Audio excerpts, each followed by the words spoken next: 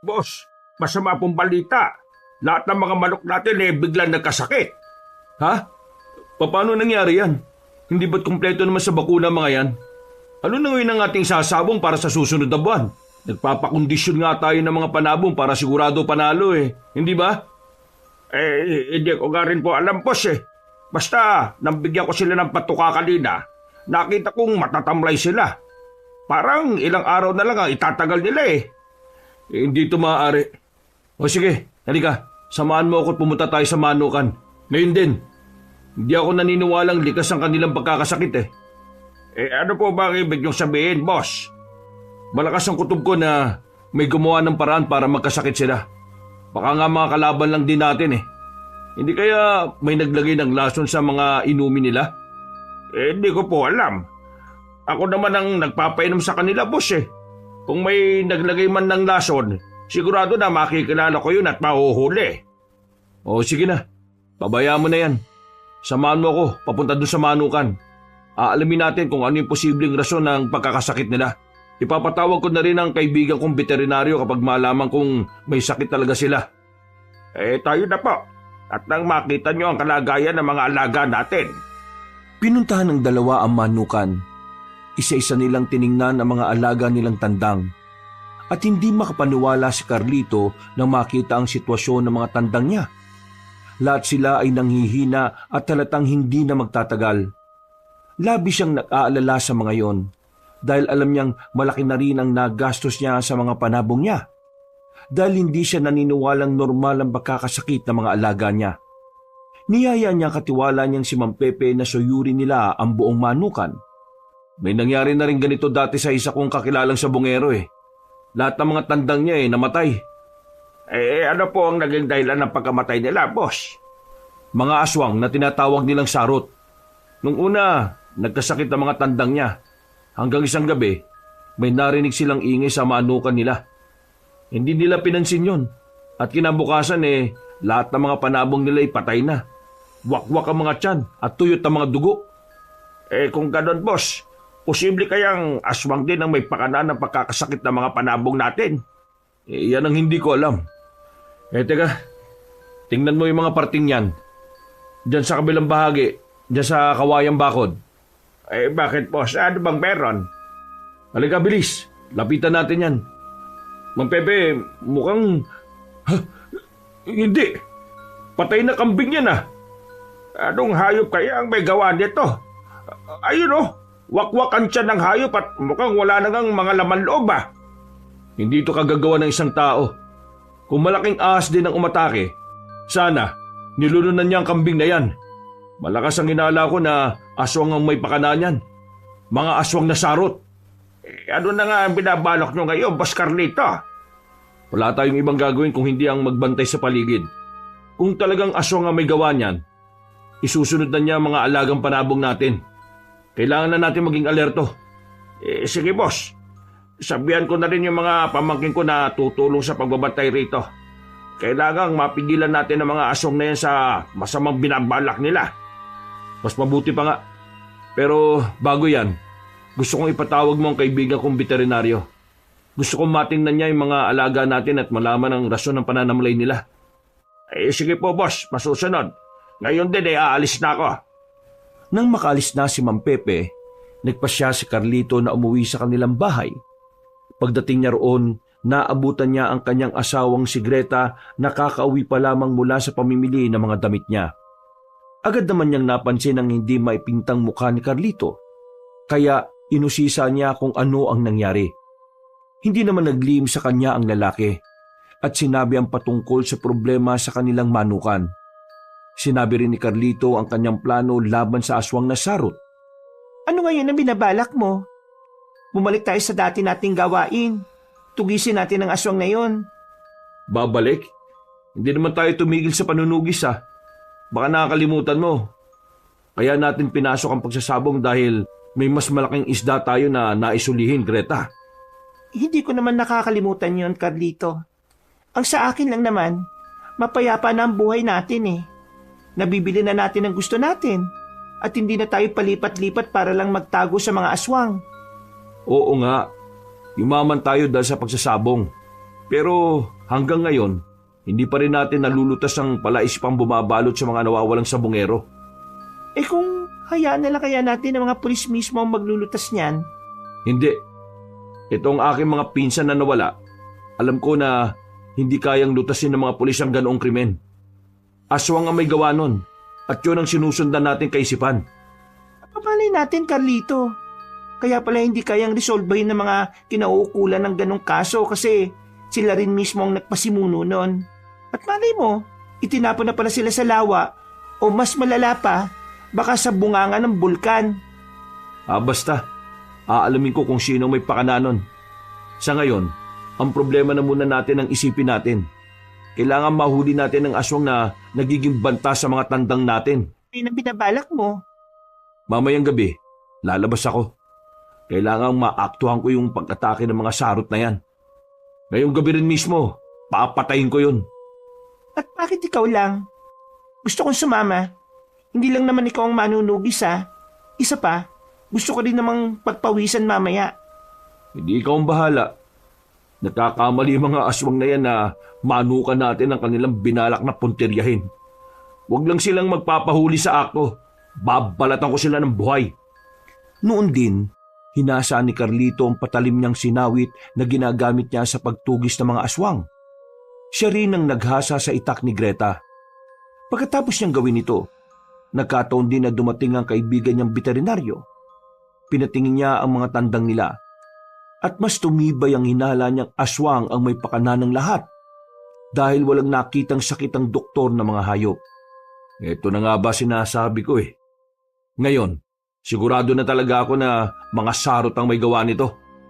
Ano na ngayon ang binabalak mo, Boss Carlito? Nasabihan ko na rin po pala yung mga pamangkin ko, ha? Mamaya pupunta na sila rito. Hindi na kailangan, Ma'am Pepe. Kami na ni Carlito ang tatapos sa inumpisahan nila. Kapag maraming tao sa manukan mamaya, baka mag-alangan ng aswang na pumasok. Tama si Greta, Ma'am Pepe. Ang mas mabuti pang gawin nyo, alamin nyo kung sino-sino ang posible na makakalaban natin. Kung yan ang gusto nyo, Boss Carlito, Madam Greta, yan ang masusunod. Sige po, magtatanong ako sa mga kakilala ko at baka may makuha akong impormasyon. Mabuti pa nga. Kailangan kasing manalo ang manok natin. May bibilin kasi akong bago at mamahaling bag Ay nako Greta, ilang beses ko naman sinasabi sa'yo na hindi mo naman kailangan ng mamahaling bag na yan Yan kasi ang uso sa mga mayayaman ngayon. Nakita ko nga rin kasi sa mga modelo na yan, ang bag nila Ano naman ang masama kung maghahangad ako noon? Hindi naman masama ang maghangad. Pero sana, isipin mo na luho lang ang mga bagay na yan. Alam mo Greta, ang mga material na bagay na yan hindi mo madadala sa kamatayan mo. Kaya kung ako sa'yo, itulong mo sa mga mahihirap ang pera mo. At ano gusto mo? Maging kagaya mo ko? Santo Carlito? Ay naku, tumigil ka nga dyan Greta. Ayaw ko lang na maging kagaya ka ng iba na dahil sa biglang pagyaman nag-iba na rin ang ugali. Greta, kahit na mayaman na tayo, nasa lupa pa rin dapat ang mga paa natin. Oo na, Carlito. Ikaw na ang tama at ako na mali. Pinapaya mo naman ako dito sa katiwala mo O sige na, Mang Pepe. Maaari ka nang umalis. Huwag mong kalimutan ang sinabi ko, Mang Pepe, ha? Kailangan din natin pag-aralan ng mga malalaking kalaban natin para sigurado panalo natin. Opo, Boss Carlito. Ako na po bahala. Sa mga susunod na linggo, may ibabalita na ako patungkol sa mga posibleng makakalaban ng mga manok natin. O sige, magaling Mang Pepe. O sige na, pwede ka nang umuwi. Kami na ni Greta ang bahala rito mamayang gabi. Teka po. Sigurado kayo na kayong dalawa lang ang aatupag sa posibleng banta ng aswang? At bakit? Wala ka bang tiwala sa amin? Sige na at magpaplano pa kami ng gagawin namin. Payokong umalis si Mang Pepe. Napailing na lang din si Carlito dahil sa sinabi ni Greta sa kanilang katiwala. Nang silang dalawa na lang ang naiwan sa kanilang bahay, masinsinan nilang pinlano kung paano nila mahuhuli hindi lamang ang mga sarot na nagbabanta sa kanilang manukan, kundi pati na ang posibleng pinuno ng mga yon na nag-utos para pestehin sila. Kinagabihan, pagkatapos nilang magapunan, inihanda na nila ang kanilang mga sandata. itak para kay Greta at sinawit naman ang hawak ni Carlito. Asawa ko, handa ka na ba? Oo naman. Isa ito sa matagal ko nang gustong gawin ulit. Ikaw lang naman ang hinihintay ko eh. Alam mo naman na hindi pa tayo sigurado kung sino talaga ang pinunong aswang na dapat nating tugisin, hindi ba? Pero ngayon, ramdam ko na malapit na natin siyang makilala. Sana, magiging tulay ang mga sarot na yan para malutas natin ang kaso na matagal na nating inaalam at sinusubukang resolbahin. Basta, mula noon hanggang ngayon, hindi nawawala sa akin ng isipin na aswang ang may pakana ng mga nawawalang sabungero. Balang araw, makakatagpo rin natin ang mga nagpasimuno nito. Kapag nangyari yan, magiging ligtas ang ibang sabungero at mabibigyan na rin natin ng hustisya ang mga namatay. Yan din ang iniisip ko, Greta. O sige na, tumuloy na tayo sa manukan. Sa bandang likod, doon kasi namin nakita ni Mang Pepe kanina yung patay na kambing eh. Patay na kambing? Paano nagkaroon ng patay na kambing doon? Yan nga rin ang iniisip ko eh. Pero hayaan mo na. Dahil sa hayop na nakita namin, tumibay ang hinala kong may mga sarot na umaaligid dito sa atin. At yan ang kailangan natin patayin para hindi na makapaminsala ulit. O sige na, baka mamaya magtagumpay sila sa kanilang binabalak. Nang makalabas na sina Carlito sa kanilang bahay, dumiretso sila sa manukan.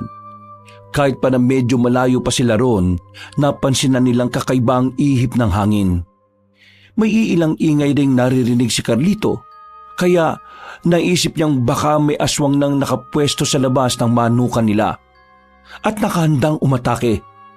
Dahil dito, maingat silang pumunta sa bandang likuran noon. Habang papalapit sila roon, may naaamoy silang malansa.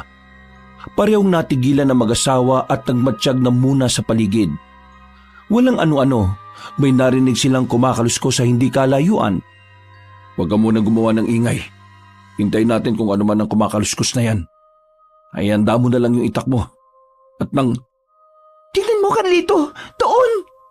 May 4 na nagbabagang mga mata. Nagmamadyag sila sa paligid. Magtago tayo na mabuti. Bilis! Oo nga, Greta. Kung hindi ako nagkakamali yan na yung inaabangan natin. Walang ya. Tama yung hinala natin. Mga sarot nga ang may gawa ng pagkakasakit ng mga tandang natin. Mas maigi siguro kung ikutan natin yan.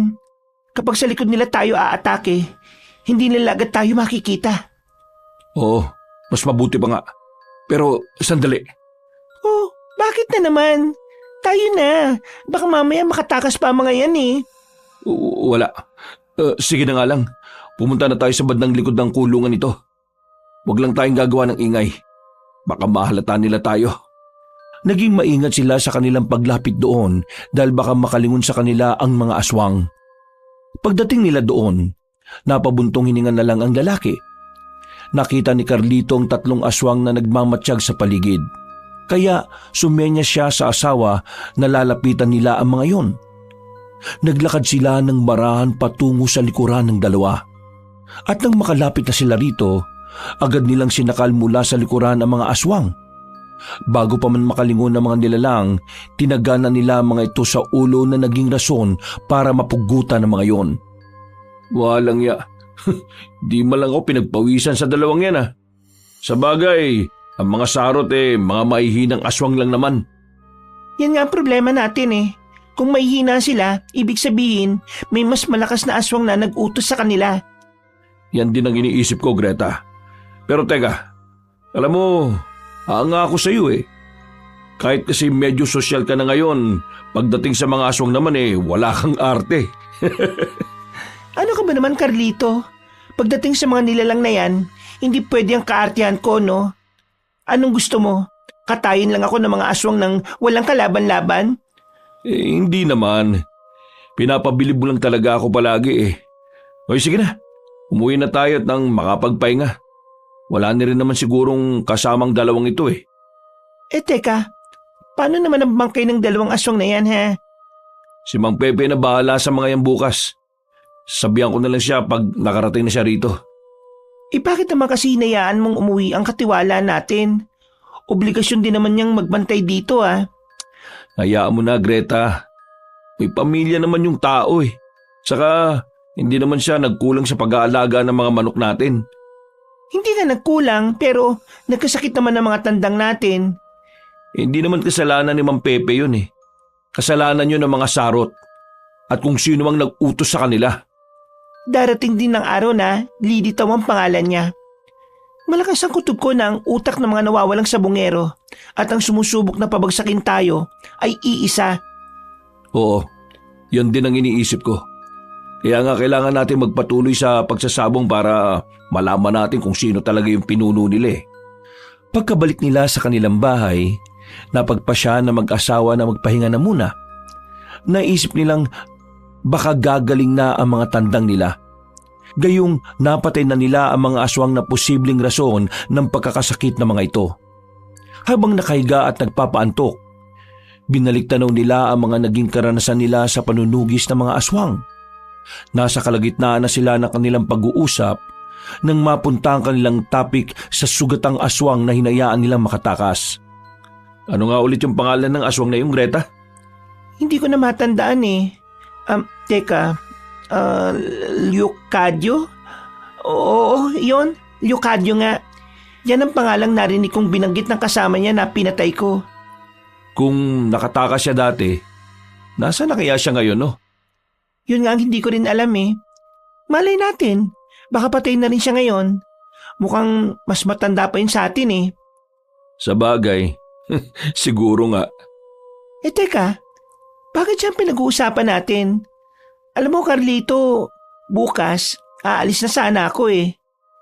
Saan ka na naman ba pupunta?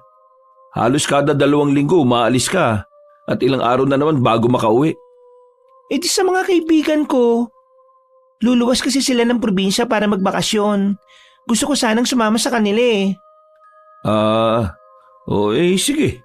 Basta bumalik ka kaagad ha. May sabong pa tayong pupuntahan sa susunod na buwan. Kailangang nasa tabi kita.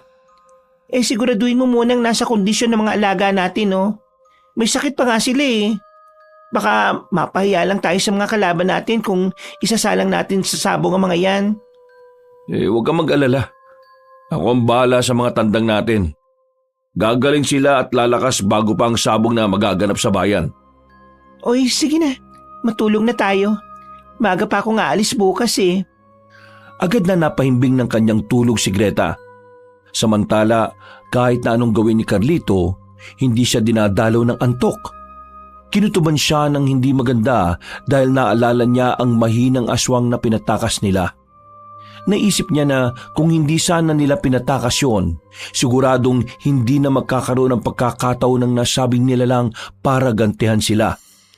Napailing na lang siya at sinikap na iwaksi sa isipan niya ang ganoong mga bagay. Dahil hindi naman siya makatulog, napagpasya na lamang niyang lumabas ng bahay nila para magpahangin. Pagkababa niya, napansin niyang iba ang ihip ng hangin. Carlito! Uy! Alam kong may problema ka sa ngayon. Ha? Sino ka? Anong kailangan mo sa akin? Magpakita ka! Nandito ako para tulungan ka. Nadinig ko ang mga hinaing mo patungkol sa alaga mo.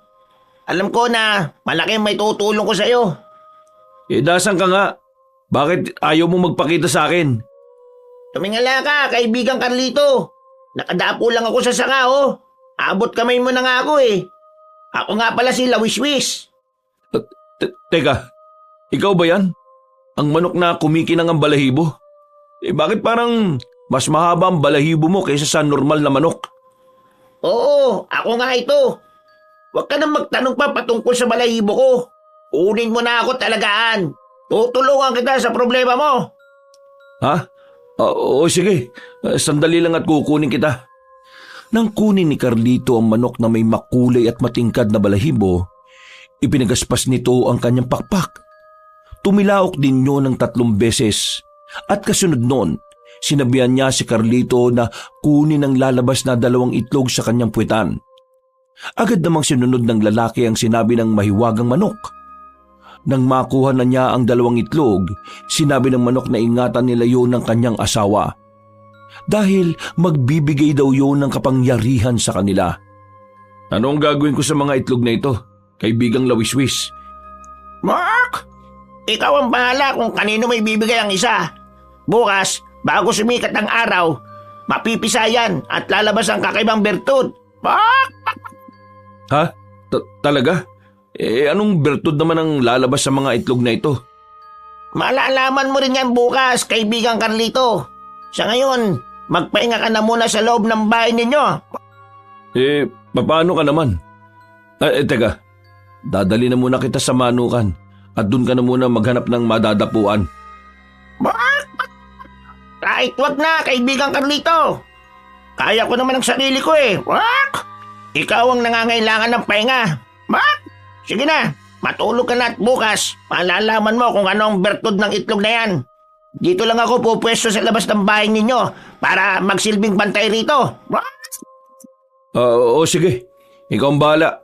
Basta huwag kang aalis dito ha. Marami pa akong gustong malaman sa'yo eh. Oo naman. Talagang hindi ako aalis. Dahil nandito ako para tulungan kayo. Siya, sige. Papasok na ako sa bahay namin ha. Paalam, kaibigang Carlito. Matulog ka ng maimbing ha. Kita tayo bukas. Bago tuluyang pumasok sa kanilang bahay si Carlito, napalingon pa siya sa nagsasalitang manok. Pumagaspas pa yun ng kanyang pakpak at napatango ng ilang ulit sa kanya. Nang nasa loob na siya ng kanilang bahay, binusisi niya ang 2 itlog. Nang una, wala siyang napansing kakaiba roon. Pero nang makita niya ang aurang nakapalibot sa itlog, dulot ng kanyang pagkamangha, napagpasya niyang puntahan sa gilid si Greta para gisingin. Ano ba Carlito? Masarap ng tulog ko eh. Bakit mo ba ako ginising? Huwag mong sabihin na gusto mong... Uy, ano ka ba naman Greta? Huwag kang malisyosa ha. Pumangon ka at may papakita ako sa'yo. Ano ba yan at parang atat ka ha? Gusto ko lang na ipakita sa'yo yung 2 itlog ko. 2 itlog mo? Nakita ko na yan eh. Huwag kang bastos, Carlito. Gigisingin mo lang ako para dyan. Ay nako, matagal ko na rin namang... Hoy Greta, mali ang iniisip mo ha. Ito 2 itlog na ibinigay sa akin nila Wiswis. Tingnan mo nga muna to. 2 itlog nga. At ang puti. Teka, sinong lawiswis ba yung tinutukoy mo ha? Yung mahiwagang manok na nakilala ko sa labas ng bahay natin kani-kanina lang. Ang sabi niya tutulungan daw niya tayo sa problema natin. Mahiwagang manok? Paano naman siya tutulong sa atin? Ewan ko. Baka sa pamamagitan ng mga itlog na ito. Itong isa, para sa'yo. Ilagay mo sa ibabaw ng uluhan mo bago matulog. Ayon sa kanya bago sumikat ang araw mapipisayan at lalabas dyan ang bertud. Bertud? Anong bertud? Ay naku, nagpapaniwala ka naman dyan eh. Sabihin mo nga sa akin, Carlito, nagdodroga ka ba? Aba hindi Totoo sinasabi ko. May nakausap akong mahiwagang manok sa labas ng bahay. O sige na, matulog na nga muna tayo. Bukas, ipapakilala kita sa kanya. Ang itlog ingatan mong huwag mabasag. Natulog ang mag-asawa habang ang itlog na ibinigay nila Wiswis sa kanila ay inilagay nila sa ulunan nila. Dahil sa pagod, nakatulog din ng maimbing si Carlito. Nagising siya nang may tumama ng sinag ng araw sa kanyang balat. Nang makita niyang himbing pa rin sa pagtulog si Greta, hinayaan na muna niya ito. Tiningnan niya ang mga itlog at namulagat ang mga mata niya nang pisa na ang 2 itlog. Napansin niyang naging mas masigla siya. Kaya napangiti siya dahil alam niyang pumasok na sa katawan niya ang sinasabing bertud ni Wiswis. Nang mga panahong yon, narinig niya ang boses ni Mang Pepe sa labas ng bahay nila. Bumangon siya at nagmamadali lumabas para salubungin ang katiwala niya. Boss Carlita! Kailangan niyong makita to! Tayo na sa mga tandang ninyo, dali! Uy, bakit Mang Pepe? Ano ba nangyari ha? Bakit parang natataranta kayo dyan? Ay basta, mas mabuti kayo na mismo makakita ng mga nangyari. Hindi ko kayang ipaliwanag sa inyo O siya, sige. Tayo na Mang Pepe at nang malaman ko na yung rason ng pagkataranta ninyo. Ay teka, mukhang hindi maganda ang kutob ko Ayun, Boss Carlita tingnan niyo yung tandang na yan. Kung anong nangyari sa manok na yan, ganyan din ang sitwasyon ng iba pang kasama nila. Walang ya. Paano nangyari to? Hindi to maaari. Pinatay na namin ang mga aswang na sarot kagabi ah. Yung pa, Boss Carlito, oh. Lahat sila ganyan. Wakwak ang mga tiyan at wala ng mga laman loob. Kung napatay na namin ang mga sarot, pero nangyari pa rin to, dalawa lang ang naiisip kong dahilan. Baka may ibang aswang na umatake rito para patayin ang lahat ng mga alaga natin. O kung hindi man, si Lawiswis ang may gawa nito. Lawiswis, boss. Sino ba yan? Ha? Wala. Wala, Mang Pepe. Sa susunod ko na lang sasabihin sa iyo yung patungkol dyan. Sa ngayon, wala na tayong magagawa kung hindi ang ligpit ng mga patay na tandang. Malaking kalugian ito sa atin. Pero kailangan nating magpakatatag. Hahanap ako ng paraan. Sige, Boss Carlito. Ako na ang bahala sa mga patay na manok natin. Sayang sila eh. Kung kailan malaki na rin ang naipuhunan natin sa kanila, saka pa nagkaganito. Oo, alam ko. Pero wala namang magagawa ang pagluluksa natin sa pagkawala nila eh. Hindi ba? Ay teka, ano na pala yung balita patungkol sa mga posibleng makakalaban natin? Isa pa lang ang nakilala ko.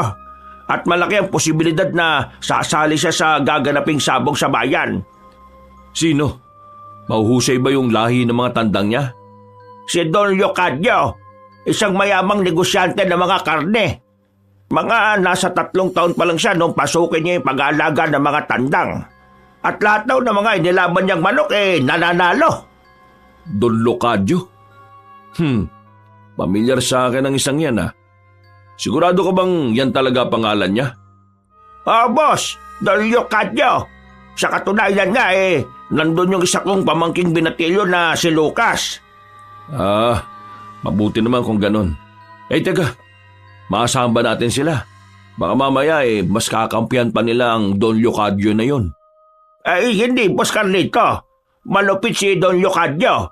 At marami na raw siyang pinatay.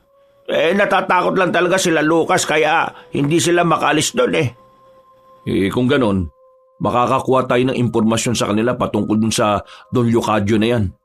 Huwag kayo mag-alala, boss. Kapag may oras dadalhin ko siya rito at nang kayo mismo makapag-usap. Sige, mabuti ang naisip mo, Mang Pepe. Sige, ilibing nyo na muna yung mga patay na manok na yan. Baka langawin pa yan dito Sige, Boss Carlito, masusunod po. Nang makalis na si Mang Pepe, hinanap ni Carlito ang mahiwagang manok na nakausap niya. Nakita niya itong abala sa panunuka ng uod, kaya nagmadali siyang lumapit dito. Napalingon naman sa kanya ang mahiwagang manok at agad na ipinagaspas ang kanyang mga pakpak. Lumipad din ito ng ilang beses. Tanda na nasisiyahan itong makita si Carlito. Ikaw, Carlito! Ang aga mo yatang gumising! Magtapat ka nga sa akin, manok. Ikaw ba pumatay sa mga tandang namin? Pinatay na namin yung mga aswang na nagbabantang pumasok sa manukan namin Aba, wala akong kinalaman dyan Pero alam ko kung ano ang umatake sa mga manok mo, kaibigang Carlito. Ano naman ang umatake sa kanila? Sabihin mo nga sa akin at magbabayarin ko sila. Mga aswang! Pero huwag ka magkalala. Hinabol ko sila at pinatay para wala ka ng problema. Ano? Ginawa mo yun? Paano? Ang liit mo kung iahambing ka sa mga aswang Kung ano man ang ginawa ko, ay sa akin na lang yon. Basta, gaya nga ng sabi ko, nandito ko para tumulong sa inyo. Kung alam ko lang na susugurin ng mga aswang ang manukan mo, hindi nagawa ko na sana agad ng paraan. Basta, sigurado kang wala kang kinalaman Sino sa palagay mo ang nag-utos sa mga aswang na yon? Kaibigan Carlito, wala akong kinalaman. Ako pa nga pumatay sa mga aswang Hindi ko alam kung sino, pero may kutob ako na baka isa rin sa mga kalaban mo. Sige lang. Malalaman ko rin kung sino yung patraidor na umaatake sa akin. Hindi man lang siya marunong lumaban ng patas. Mga duwag sila. Ano na ang plano mo ngayon, kaibigan? Hindi ko pa alam Basta, mahanapan ko ito ng solusyon. Ay, teka nga. Salamat nga pala sa ibinigay mong mga itlog Alam kong pumasok na sa katawan ko yung bertud Naramdaman ko kagad kanina nang magising ako. Mark! Walang anuman, kaibigan. Gusto ko lang talagang makatulong. Alam ko na dahil sa bertud na nagmula sa itlog na yan, mas magiging mahusay kayong manunugis. What? Teka, paano mo nalaman ng mga manunugis kami? Mark, ano ka ba? Isa akong engkantadong manok, no? At madalas ko kayong sinusubaybayan. Ngayon lang ako nagpakita kasi alam ko na kailangan nyo kagaya ko. Mark! Sabihin mo lang kung anong ipapagawa mo sa akin, gagawin ko. Ano kaya kung ikaw na lang ang ipangsabong namin sa susunod na buwan? Makakaya mo bang lumaban? Sabong? Oo naman, oh. Sa amin, ako madalas ang manalo. Kaya makakaya kong labanan ng mga manok dito nang walang kahirap-hirap. Mabuti kung ganun. O sige, ganito sa mga susunod na araw, ipapakondisyon kita.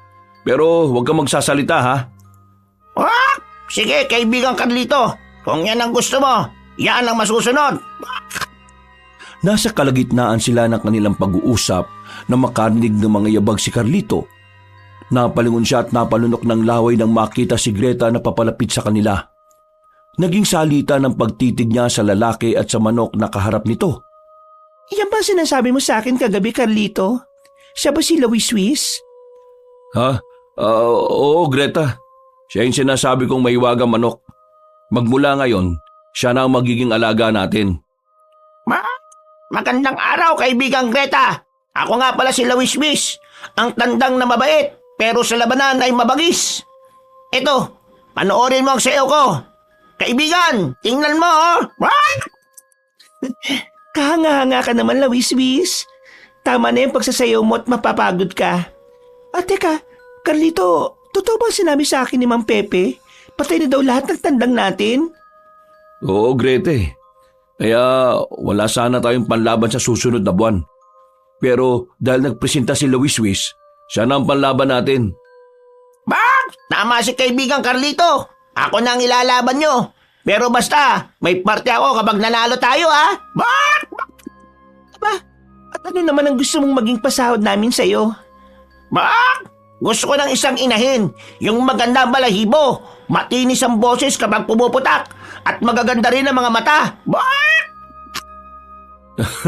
Huwag ka mag-alala. Pagkatapos ng laban maghahanap kami ng magiging kapares mo, Louis. Hindi na nagawang umalis ni Greta dahil naaliw siya sa bago nilang alaga. Magmula noon, ipinakondisyon nila si Louis kay Mang Pepe. Para hindi pag-interesa ng tandang, hindi nila ito pinagsalita kapag may ibang tao. Halos araw-araw ay kung ano-anong ehersisyo ang pinapagawa nila sa mahiwagang tandang para mas lalo itong lumakas. Hindi naman nagrereklamo si Louis at natutuwa pa nga siya sa mga ginagawa nila. Isang gabi, napabangon na lang bigla si Carlito nang makarinig siya ng mga kalampagan sa labas ng kanilang bahay. Nagmadali siyang lumabas at nang naroon na siya, Boss Carlito, tulungan niyo kami ni Lucas. Inahabol kami ng mga aswang. Mga aswang? Nasaan na sila, Mang Pepe? Baka nandyan lang sa paligid at nag-aabang sa amin. Maawa po kayo sa amin, papatayin nila kami. Bakit? Ano bang naging kasalanan niyo sa kanila? Baka inagrabyado niyo sila, ha? Hindi po. Natuklasan ko kasi na yung amo ko ay isang aswang at narinig ko yung usapan nila patungkol sa mga nawawalang sabongero. Siya nga pala, Boss Carlito. Siya si Lucas, ang pamangking ko. At ang tinutukoy niyang amo ay walang iba kung hindi si Don Leocadio. Siya. Sige, pumasok na muna kayo sa bahay. Tayo na. Kukunin ko lang yung sinawit ko at titignan ko kung may aswang nga sa labas. Salamat po, Boss Carlito. Nang makapasok na silang tatlo, kinuha ni Carlito ang sinawit niya. Sakto ring nakarinig sila ng mga paghuni ng tiktik na umaaligid sa bahay nila. Dahil sugatan si Mang Pepe at Lucas, nagsuwestyon sa kanila si Carlito na manatili na muna roon. Nang nagsimula na maging agresibo ang aswang, napagpasya na ng lalaki na lumabas na sa bahay nila. Pagkalabas niya, nakita niya si Greta na nakadungaw sa bintana. Hindi na niya napigilan ng asawa niya nang mapalundag sa bintana. Uy, ano ka ba naman, Greta? Bakit ka pa lumundag? paano na lang kung mabalian ka ng buto? Hindi mo ba yun nakita, Carlito? Hindi mo ba nakita kung paano ako lumapag? Sobrang gaan ng katawan ko, oh. Teka, nakita ko mga balat ng itlog sa uluhan natin eh. Hindi kaya ito yung bertud na pumasok sa katawan ko? Siguro nga. O sige na, mamaya na natin pag-usapan yung bagay na yan. May dapat pa tayong atupagin. Sinasalakay tayo ng mga aswang. Dahil nahabol nila si Mang Pepe. Sinasabi ko na nga ba? Kaya pala nagising ako bigla. May panganib na palang nakaamba sa atin. Nabigla nga rin ako eh. Akala ko nung una nilooban tayo. Kung hindi pa ako lumabas, hindi ko nalaman na si Mang Pepe na pala yun at ang pamangkin niya si Lucas. At alam mo ba, nabanggit sa atin ng katiwala natin na ang amo ni Lucas ay nagngangalang Leocadio. Leocadio? Iisa lang naman ang kilala ko na may ganong pangalan Ang aswang na kinaawaan natin. Yun nga, Greta. Malakas ang kutob ko na siya ang may pakananang nangyari sa ating mga tandang. Sa susunod na makita natin siya, hindi na natin siya kakaawaan. Nagkamali man tayo dati, pero hindi na natin uulitin yun ngayon. Natigilan sila sa kanilang pag-uusap nang lalo pang lumakas ang kalampagan. Pupuntahan sana nila ang bahagi kung saan nila narinig ang ingay, pero napahinto sila sa paglalakad nang makita nilang marami ang mga aswang na umaatake na sa kanila. Kahit na maliliksik kung gumalaw ang mga nilalang, naiilagan sila nila Carlito at Greta. Nang lumaon ang kada aswang na lumalapit sa lalaki, pinupugutan nila ng ulo gamit ang kanilang sinawit. Maging si Greta ay ipinakita niya rin ang pagiging biyasa niya sa paggamit ng itak. Kalaunan, lahat ng mga aswang ay bumabagsak sa lupa at magkahiwalay na ang kanilang ulo at katawan. Anong gagawin natin sa mga aswang na ito? Baka may ibang makakita at makapagsumbong pa sila sa mga kinauukulan. Kailangang mailigpit natin kagad ang mga ito. Hayaan mo na. Ako nang bahalang magligpit dito. May mga sugat kasi si Mang Pepe. Alam nga naman na siya pa ang pagligpitin natin ito. Sige na, ako na. Ililibing ko na lang ang mga katawan nila sa iisang hukay. O sige, ikaw na ang bahala. Alam mo naman na hindi kita matutulungan dyan, hindi ba? Oo na. Mauna ka na sa loob ng bahay at asikasuhin mo si Mang Pepe at Lucas. Bigyan mo sila ng gamot at ituro sa kanila ang kwarto kung saan pwede silang manatili. Sige, Carlito. Ako nang bahala sa dalawang yon. Mag-iingat ka, ha? Oo. Huwag ka nang lalabas ng bahay, ha? Mamaya, baka may aswang pang lumusob dito. Huwag ka mag-alala. Ako ang bahala sa kanilang dalawa. Hindi ko sila pababayaan. Naunang pumasok sa loob ng kanilang bahay si Greta. Minabuti naman ni Carlito na ipunin muna ang mga katawan ng aswang para magiging madali sa kanya kapag nakapaghukay na siya ng libingan. Nasa kalagitnaan siya ng kanyang ginagawa nang makarinig siya ng pagaspas ng pakpak. Kasunod nito, may lumapag sa likuran niya. Dulot ng pagkagulat, napaigtad siya sabay lingon para alamin kung ano yon. Walang iya ka talaga, Lawiswis. Ang bungakala ko may aswang nang lumapag sa likuran ko At aatake sa akin? Ikaw lang pala. Oh, bakit nandito ka? Dapat nagpapahinga ka na ron dahil may nalalapit ka ng laban. Ha? Pagka-alala sa akin, kaibigang Carlito. Alam ko na nahihirapan ka at napapaisip pa kung paano mo ililibing ang mga bangkay ng aswang na yan. Ha? Hayaan mo kung tulungan ka. Tulungan? Sa papanong paraan? Ako na ang bahalang maghukay ng malalim. Kapag malalim ang hukay, hindi sisingaw ang amoy ng mga yan. At walang makakalata sa ginawa ninyo ni Greta. Makakaya mong gawin yan, Lawiswis? Oo naman. Sige, iisa-isahin kong dali ng katawan at ulo ng mga aswang doon sa ilalim ng puno ng akasya. Mauna ko ron. At pagdating mo ron, may nagawa na akong libingan para sa mga yan. Sigurado ka? O sige, sandalit iisa-isahin ko silang dalhin doon. Mauna na ako ron, kaibigang Carlito. Makalipas ang halos 2 minuto, sinimulan na ni Carlito ang pagdadala sa mga bangkay ng aswang sa ilalim ng puno ng akasya. Pagdating niya roon, namangha siya nang makita ang malalim na hukay na sa tansya niya ay mahigit sa 20 talampakan ng lalim. Napatras na lang siya nang biglang lumipad pa ibabaw ang mahiwagang tandang. Lumapag yun sa harapan niya at pumagaspas ng kanyang mga pakpak. Ang galing mo, Lawiswis Paano mo nagawa yun? Ako pa ba? Malalakas yata ang paa ko. Isa ba, hindi naman ako isang karaniwang tandang. Mas malakas pa nga ako sa tao kung tutuusin eh. Talaga? Sige nga, dali mo rito yung ibang mga aswang at ikaw na rin ang maglibing sa kanila.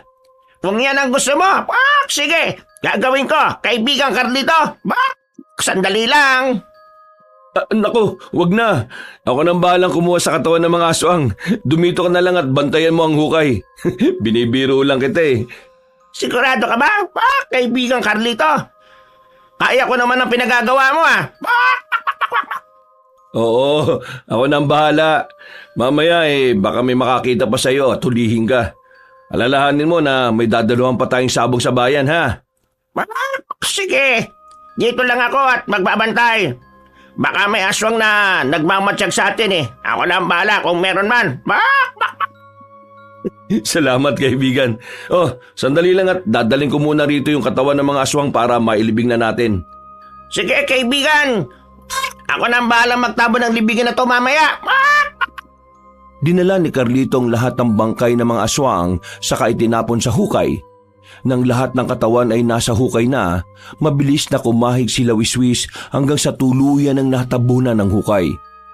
Nang masiguro nilang hindi na matatagpuan nino man ang pinaglibingan nila ng mga aswang, dumapo ang mahiwagang tandang sa balikat ni Carlito. Pagkatapos nito, nagsimula na siyang maglakad pa uwi sa bahay nila. Ibinalik niya ang tandang sa kulungan nito, saka siya pumasok sa tirahan nila para magpahinga.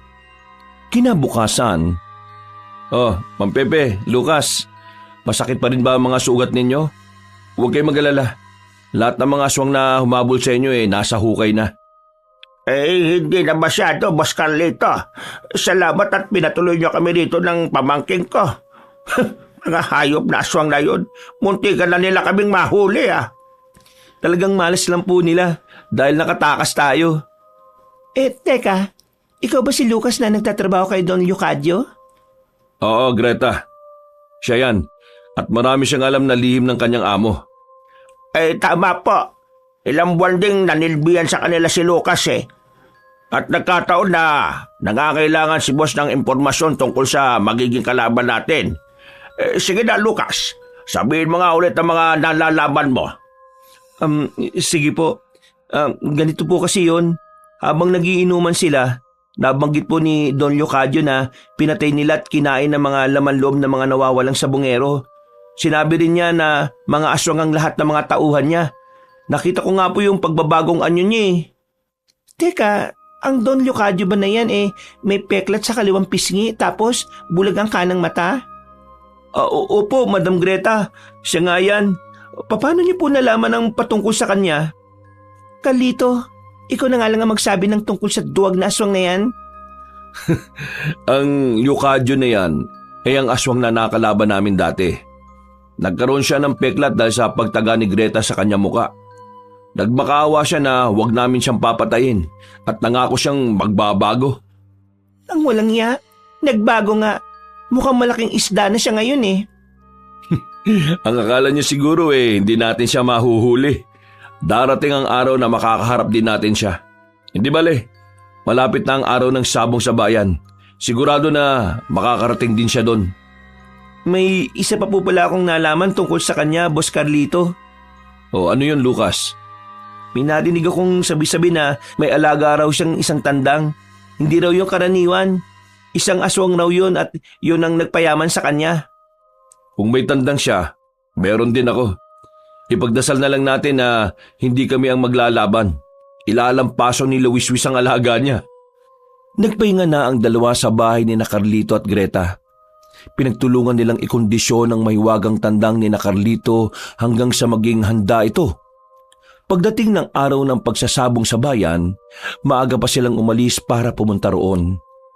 Dahil tinutugis pa ng mga tauhan ni Don Leocadio si Mang Pepe, nagpaiwan na muna sila at ang mag-asawang sabongero na lamang ang pumunta sa sabungan. Dala nila sila Wiswis na nooy sabik ng lumaban. Greta, magmatsyag ka sa paligid ha. Alamin mo kung nandito na si Leocadio at ang kanyang mga tauhan. Sige, Carlito. Ako nang bahala. Pabalik na lang ako rito kapag si Luwiswis na yung isasabong. Teka sandali. Huwag ka magpapahalata ah. Sigurado ko na kahit matagal na nating nakaharap ang aswang na yun, matatandaan pa rin niya tayo. Wala kang dapat na ikatakot. Baka nakakalimutan mo, nasa atin ang bertud ng itlog ni Lawiswis. May protection tayo. Basta, iba pa rin ang nag-iingat. Hindi natin kilala ang mga kalaban natin. Umasa lang tayo sa palatandaang. Oh, bakit ka natigilan? Anong gusto mong sabihin? Tingnan mo yung matandang nakasuot ng kulay itim na damit. May hinihitit ng tabako at may mga tauhang nakabuntot sa kanya. Hindi. May marka ang kaliwang pisngi niya. Hindi ko makakalimutan ang peklat na dulot ng itak ko. O sige na, huwag kang magpapahalata ah. Digitan mo sila. Baka may makuha kang impormasyon mula sa kanila. Ako na ang bahala kay Lawiswis. Basta magkunwari tayong hindi makakilala para hindi tayo napaghahalata. Sige, ikaw ang bahala. Basta mag-iingat ka rin, Carlito ah. Ikaw rin, huwag kang magpapahalata sa kanila. Kailangang isipin nila na mga simpleng sabungero lang tayo. Oo, alam ko na kung ano ang gagawin ko. Mag-iingat ka nun, Greta ha. O sige na, aalis na ako at lalapit sa kanila. Napangiti na lamang si Carlito nang makalapit na sa pwesto ni na Don Leocadio ang kanyang asawa. Nasa kalagitnaan siya ng kanyang pagmamasid sa paligid nang may lumapit sa kanya. Hinawakan nito si Lawiswis at sinabihan si Carlito na lalabanan ng tandang niya ang manok ni Don Leocadio. Namulagat naman ang mga mata at hindi na siya tumanggi pa. Napatitig pa siya sa manok ng amo ni Lucas at napansin niya na may kakaiba rin dito. Nagpaalam ang lalaki at lumapit kina Don Leocadio. Lawiswis, sigurado ka bang lalaban ka talaga? Baka mamaya kung ano pa mangyari sa iyo ha. Lalabanan mo mamaya yung manok ni Leocadio. Ma? Naman, kaibigan Carlito, sigurado ko, lalabanan ko yan. Hindi kita bibiguin. Ipapakita ko sa iyo kung paano ko ilalampas ang tandang niya. Pero kailangan mo pa rin mag-ingat ha. Aswang ang amo niya at sigurado na may itinatago ring lakas ang manok na yan. Tingnan na lang natin mamaya. Hindi ko siya aatrasan, kaibigan Carlito. Sana'y manalo ka, kaibigan. Malaki ang tiwala ko sa iyo. Pagkatapos ng laban nyo ng manok na yan, may iba pa tayong misyon na kailangan gawin. Ano bang misyon na yan, kaibigan Carlito? Aalamin natin ang katotohanan patungkol kay Don Leocadio. Kailangan matigil na ang mga ginagawa niyang pagpatay sa mga sabongero. Ano ngayon ang plano mo pagkatapos ng sabong? Tutugisin ko sila at papatayin. Hindi ako papayag na magpapatuloy pa ang krimen na ginagawa nila. Marami na mga biktima nilang sabongero at hindi ako papayag na madagdagan pa yon. Kung ganon, kailangan ko ng matalo ang manok nila. Kapag nangyari yan, madali nating malalaman kung anong susunod nilang hakbang. Nalay natin, baka dyan pa mabunyag ang mga sikreto nila, kaibigan Carlito. Natigil na lamang ang pag-uusap nila nang mapansin ni Carlito na may iilang tao ang panay ng titig sa kanila. Naisip niyang baka akalain ng iba na nababaliw na siya, kaya minabuti niyang tumahimik na lang. Pagkatapos ng ilang sultada, sina Lawiswis naman at ang manok ni Don Leocadio ang magsasabong. Nung bitiwan niya ang mahiwagang tandang, hindi na ito nag-aksaya ng kanyang oras. Ilang beses niyang pinalo ang kalabang manok hanggang sa bumagsak yon. Napangiti na lamang si Carlito nang makita niya kung paano durugi ni Lawiswis ang kalaban niya. Idiniklarang panalo ang mahiwagang tandang niya, kaya ganun na lang ang tuwa niya. Sinasabi ko na nga ba sa iyo mananalo tong si Lawiswis. Hindi hamak na mas maganda ang forma ng manok natin kaysa sa tandang ni Don Leocadio. Ayun durog ang ulo. Kaya nga tingnan mo yung mukha nila. Parang mga kinulumos sa papel. Hindi na maintindihan kung anong emosyong meron sila Pero alam mo ba, Carlito? May narinig ako kanina sa isa sa mga tauhan ni Leocadio, ni Don Leocadio. O ano naman yung Greta? May nakuha ka bang impormasyon sa kanila? Base sa narinig ko, may isang manok daw si Don Leocadio na siyang nag-iingat ng kanyang buhay. Bale, ganito raw. Hawak ng manok na yon ang buhay ng aswang. Teka, hindi kaya ang manok na nakalaban ni Lawiswis ang tinutukoy mo? Malamang hindi. Kung namatay ang manok na yan, sana namatay rin ang aswang na yon. Teka, nasa na pala yung manok ni na Don Leocadio? Sandali lang. Titingnan ko kung anong nangyayari sa manok na yon. Sigurado ako na pinagluluksa. Huli ka na, kaibigang Carlito. Kinuha na nilang manok na nakalabang ko. At alam mo ba, nakita kong may kung anong ibinulong doon si Don Leocadio. Muli siyang nabuhay. Ha? Muling nabuhay? Paano kaya nangyari yun? Hindi kaya totoo ang narinig ko? Kung totoo man ang narinig mo at nagawa nilang buhayin ulit ang manok, ibig sabihin, siya nga ang tandang na nag-iingat sa buhay ni Don Leocadio. Posible na hindi ulong kahinaan niya. Ano naman ang kahinaan nun? Yun ang aalamin natin. O teka, tapos na rin naman pala ang laban ni Wiswis. Mas mabuti siguro kung uuwi na lang tayo. Panalo na rin naman tayo eh. Nang makuha nila ang napanalunan nila, nagpasya na sina Carlito na umalis na sa sabungan. Dahil sa dami ng naging sultada bago ang naging laban ni Wiswis, inabot na sila ng pagdilim ng paligid. Sasakay na sana sila sa sasakyan nila nang makita nila si Don Leocadio. Napansin din sila ng may katandaang lalaki, kaya humakbang ito ng papalapit sa kanila. Kayo pala ang may-ari ng tandang na tumalo sa alaga ko, ha? Teka, ano bang pangalan ninyo? Siya nga pala. Ako nga pala si Don Leocadio. Oo, kami yon. At talagang minalas ang manok ninyo. Isipin mo yon, dinurog lang ni Wiswis ang ulo niya. Saan na ba yung manok nyong yon? Huwag niyong sabihin na binuhay niyo yun ulit. Bakit? Ganun ba kahalaga yun? Teka, mukhang pamilyar ang mukha niyong dalawa. Nagkita na ba tayo? Sa totoong buhay, parang hindi pa. Baka napanaginipan mo lang kami. At ang araw na ito. Ako nga pala si Greta. At ito naman ang aking asawang si Carlito. Kung wala ka ng kailangan, pwede bang umalis na kami? Uwing-uwi na kasi kami eh. Huwag ka magmadali. Nakikipagkaibigan lang naman ako, ah. Teka, mukhang magaling yung alaga niyong tandang, ah. Ano kaya kung biling ko yan? Hindi namin ipinagbibili tong si Wiswis. 5 milyon. Bibilhin ko yan ng 5 milyon. May pera pa ako sa sasakyan. Hindi namin pinagbebenta ang tandang namin. Hindi namin ipinagkakatiwala ito kahit na kanino. O sige, 10 milyon. Kaso, 5 milyon lang ang nasa sasakyan ko eh. Kaya sumama na muna kayo sa mansyon ko. At doon ko ibibigay ang natitirang 5 milyon. Mukhang malaking halaga na yan, Don Leocadio ah. Mayaman ka nga, kagaya ng narinig ko. Halos doble mo pa siguro ang yaman naming mag-asawa eh. Doble? Sa lagay niyong yan, doble lang ang yaman ko sa pera ninyo. Baka nga 100 ulit pa ako mas mayaman sa inyo eh. O ano, bayag na kayo? Pwede bang pag-usapan muna namin mag-asawa ang bagay na yan? Nang kami lang? O sige. Maghihintay ako sa inyo sa sasakyan ko.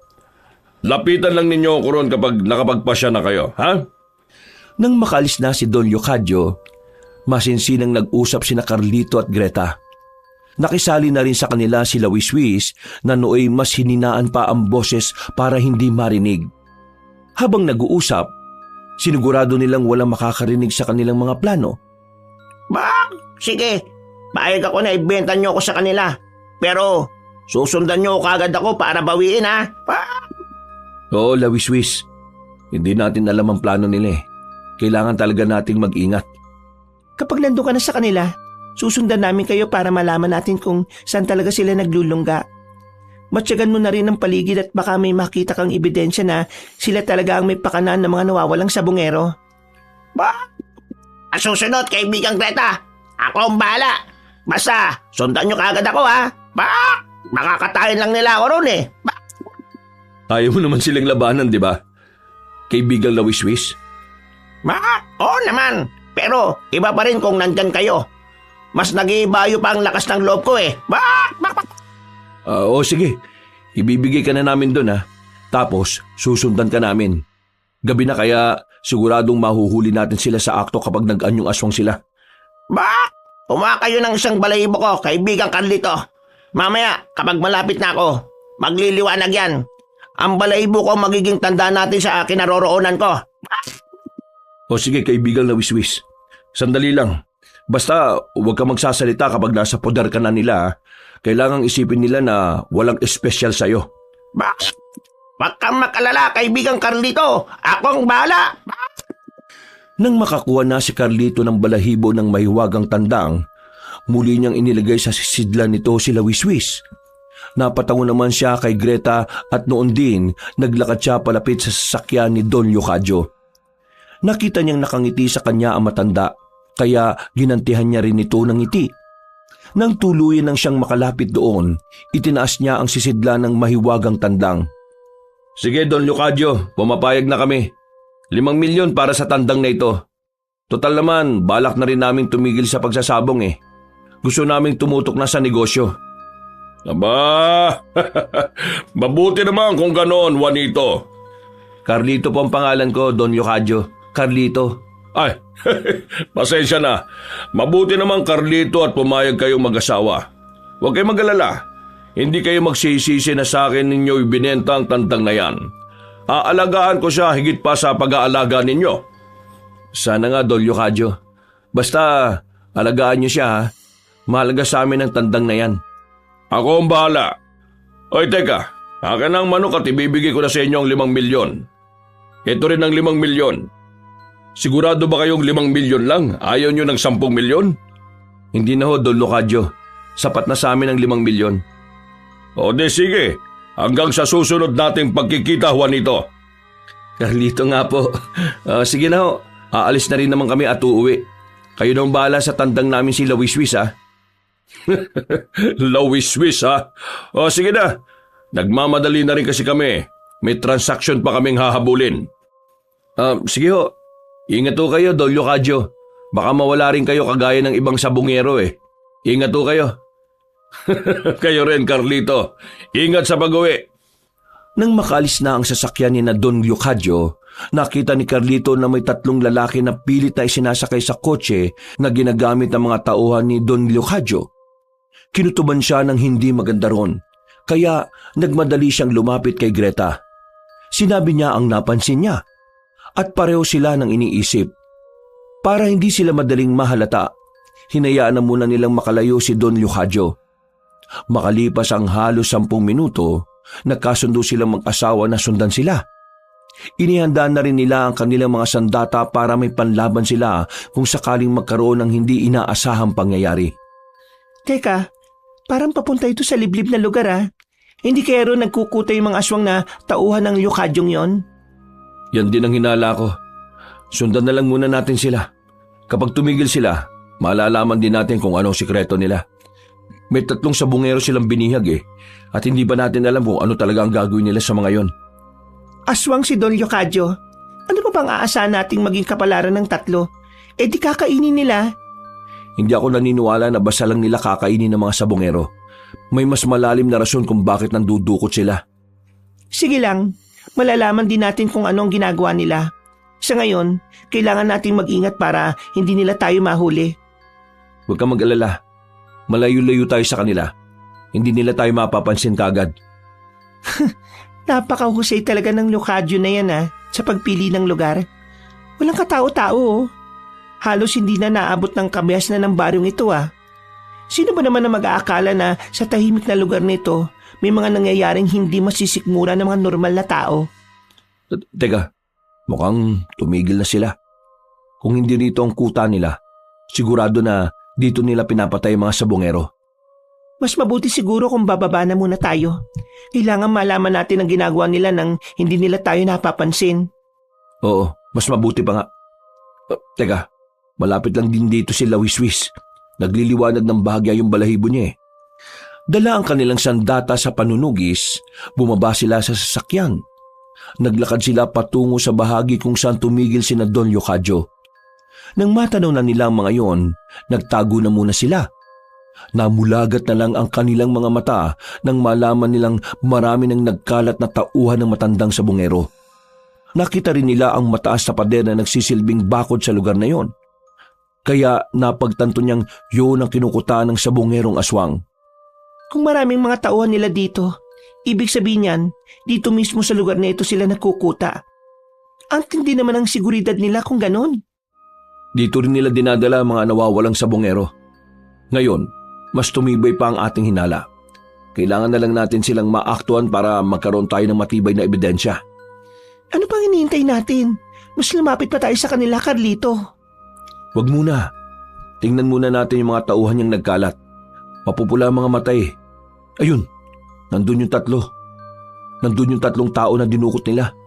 Pumapalag. Pero hindi nila magawa.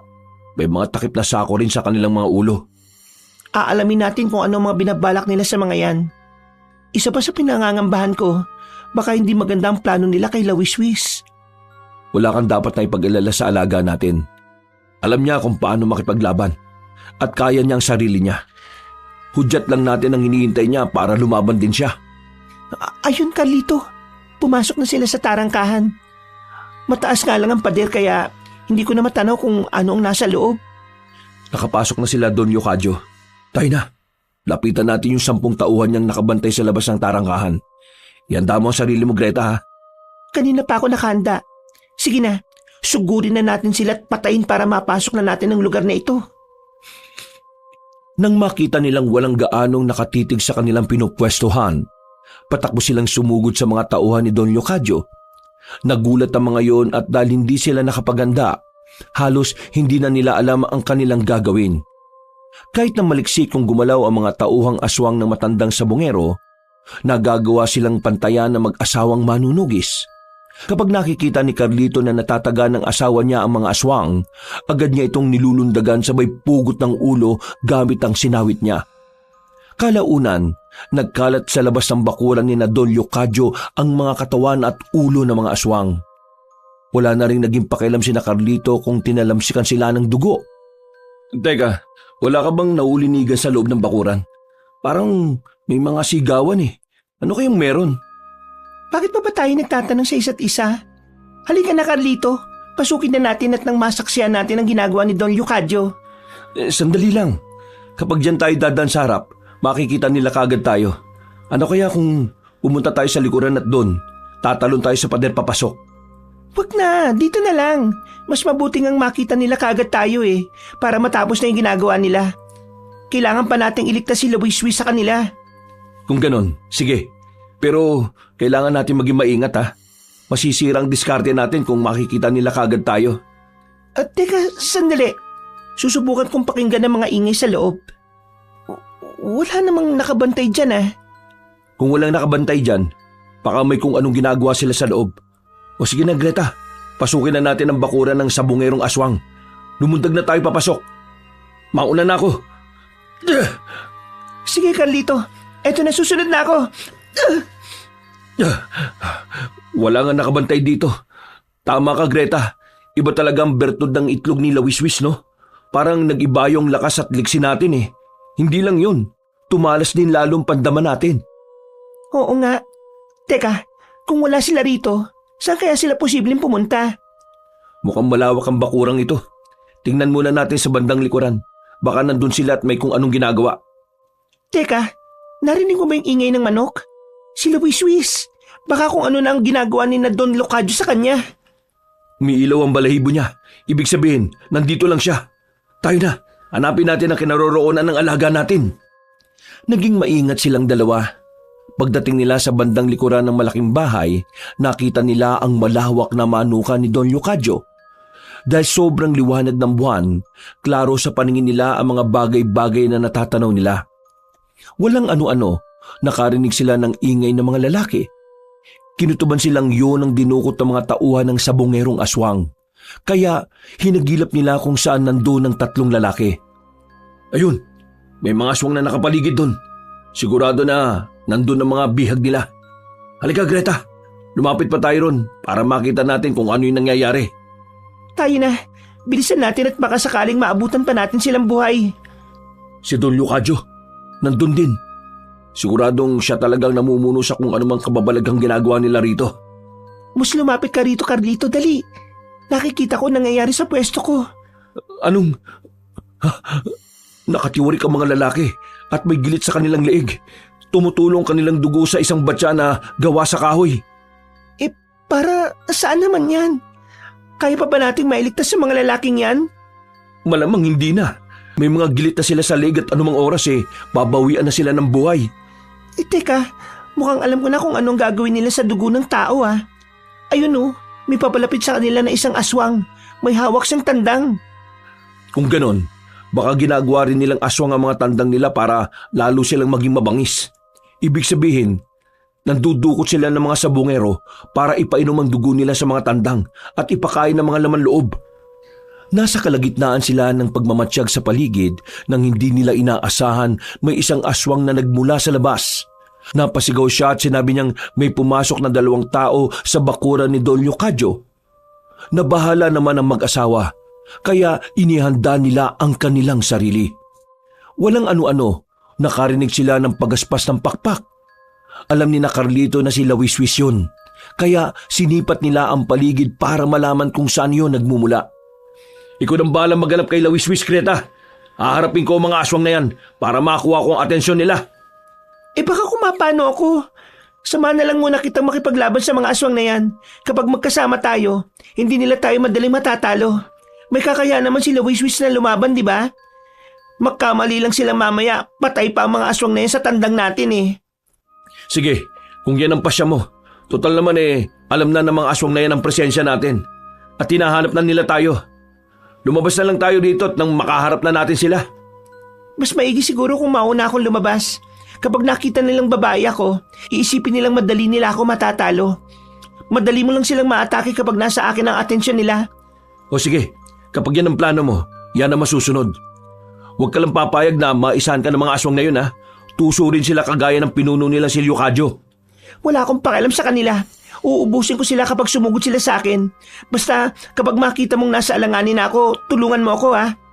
Asawa kita, Greta. Bakit naman kita pababayaan sa mga aswang na yan? O sige na, at nang matapos na natin to. Pagkalabas ni Greta, sumigaw kagad siya para kunin ang atensyon ng mga aswang. Natigilan ng lahat ng naroon at napalingon sila sa kinaroroonan ng babaeng manunugis. Napailing naman si Don Leocadio nang makita niya si Greta at agad na inutusan ng mga alagad niyang dakpin ng babae. Palundag namang umatake ang 5 aswang sa kanya. Nilabanan silang lahat ni Greta at dahil sa bertud na lumukob sa katawan niya, naging madali para sa kanya ang patayin ng 5 aswang. Nakita ni Don Leocadio ang nangyari, kaya pumalakpak siya at lumundag palapit sa babae. Ha! Sinasabi ko na nga ba't susundan nyo kami rito eh? Nasaan ang asawa mo? Wala siya rito. Mag-isa lang akong pumarito para bawiin ang alaga namin. Siya lang ang pumayag na ibenta si Lawiswis. Pero ako, hindi ako sumang-ayon. Wala ka na magagawa pa. Nasa amin ang alaga ninyo.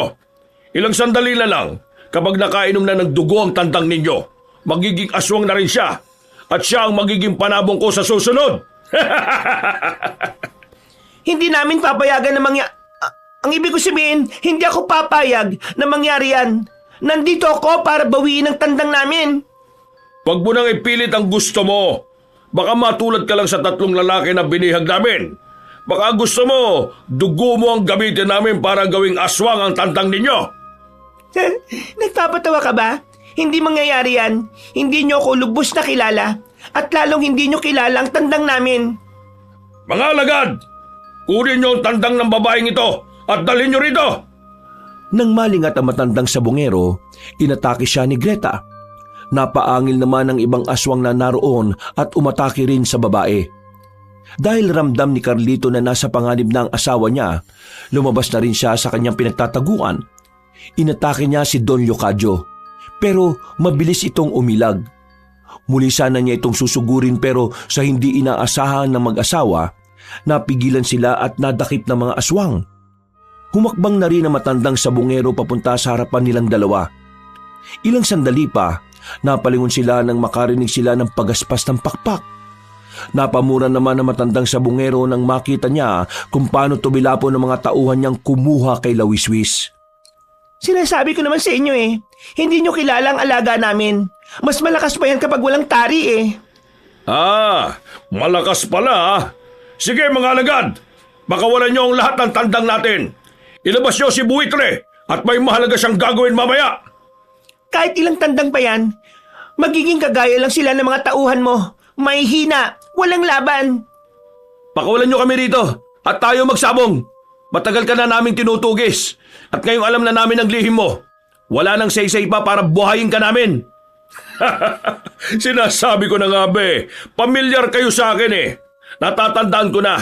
Kayo mga manunugi sa naisan ko. Kung hindi sana ninyo ako pinalaya dati, hindi na sana ako nandito sa harapan ninyo.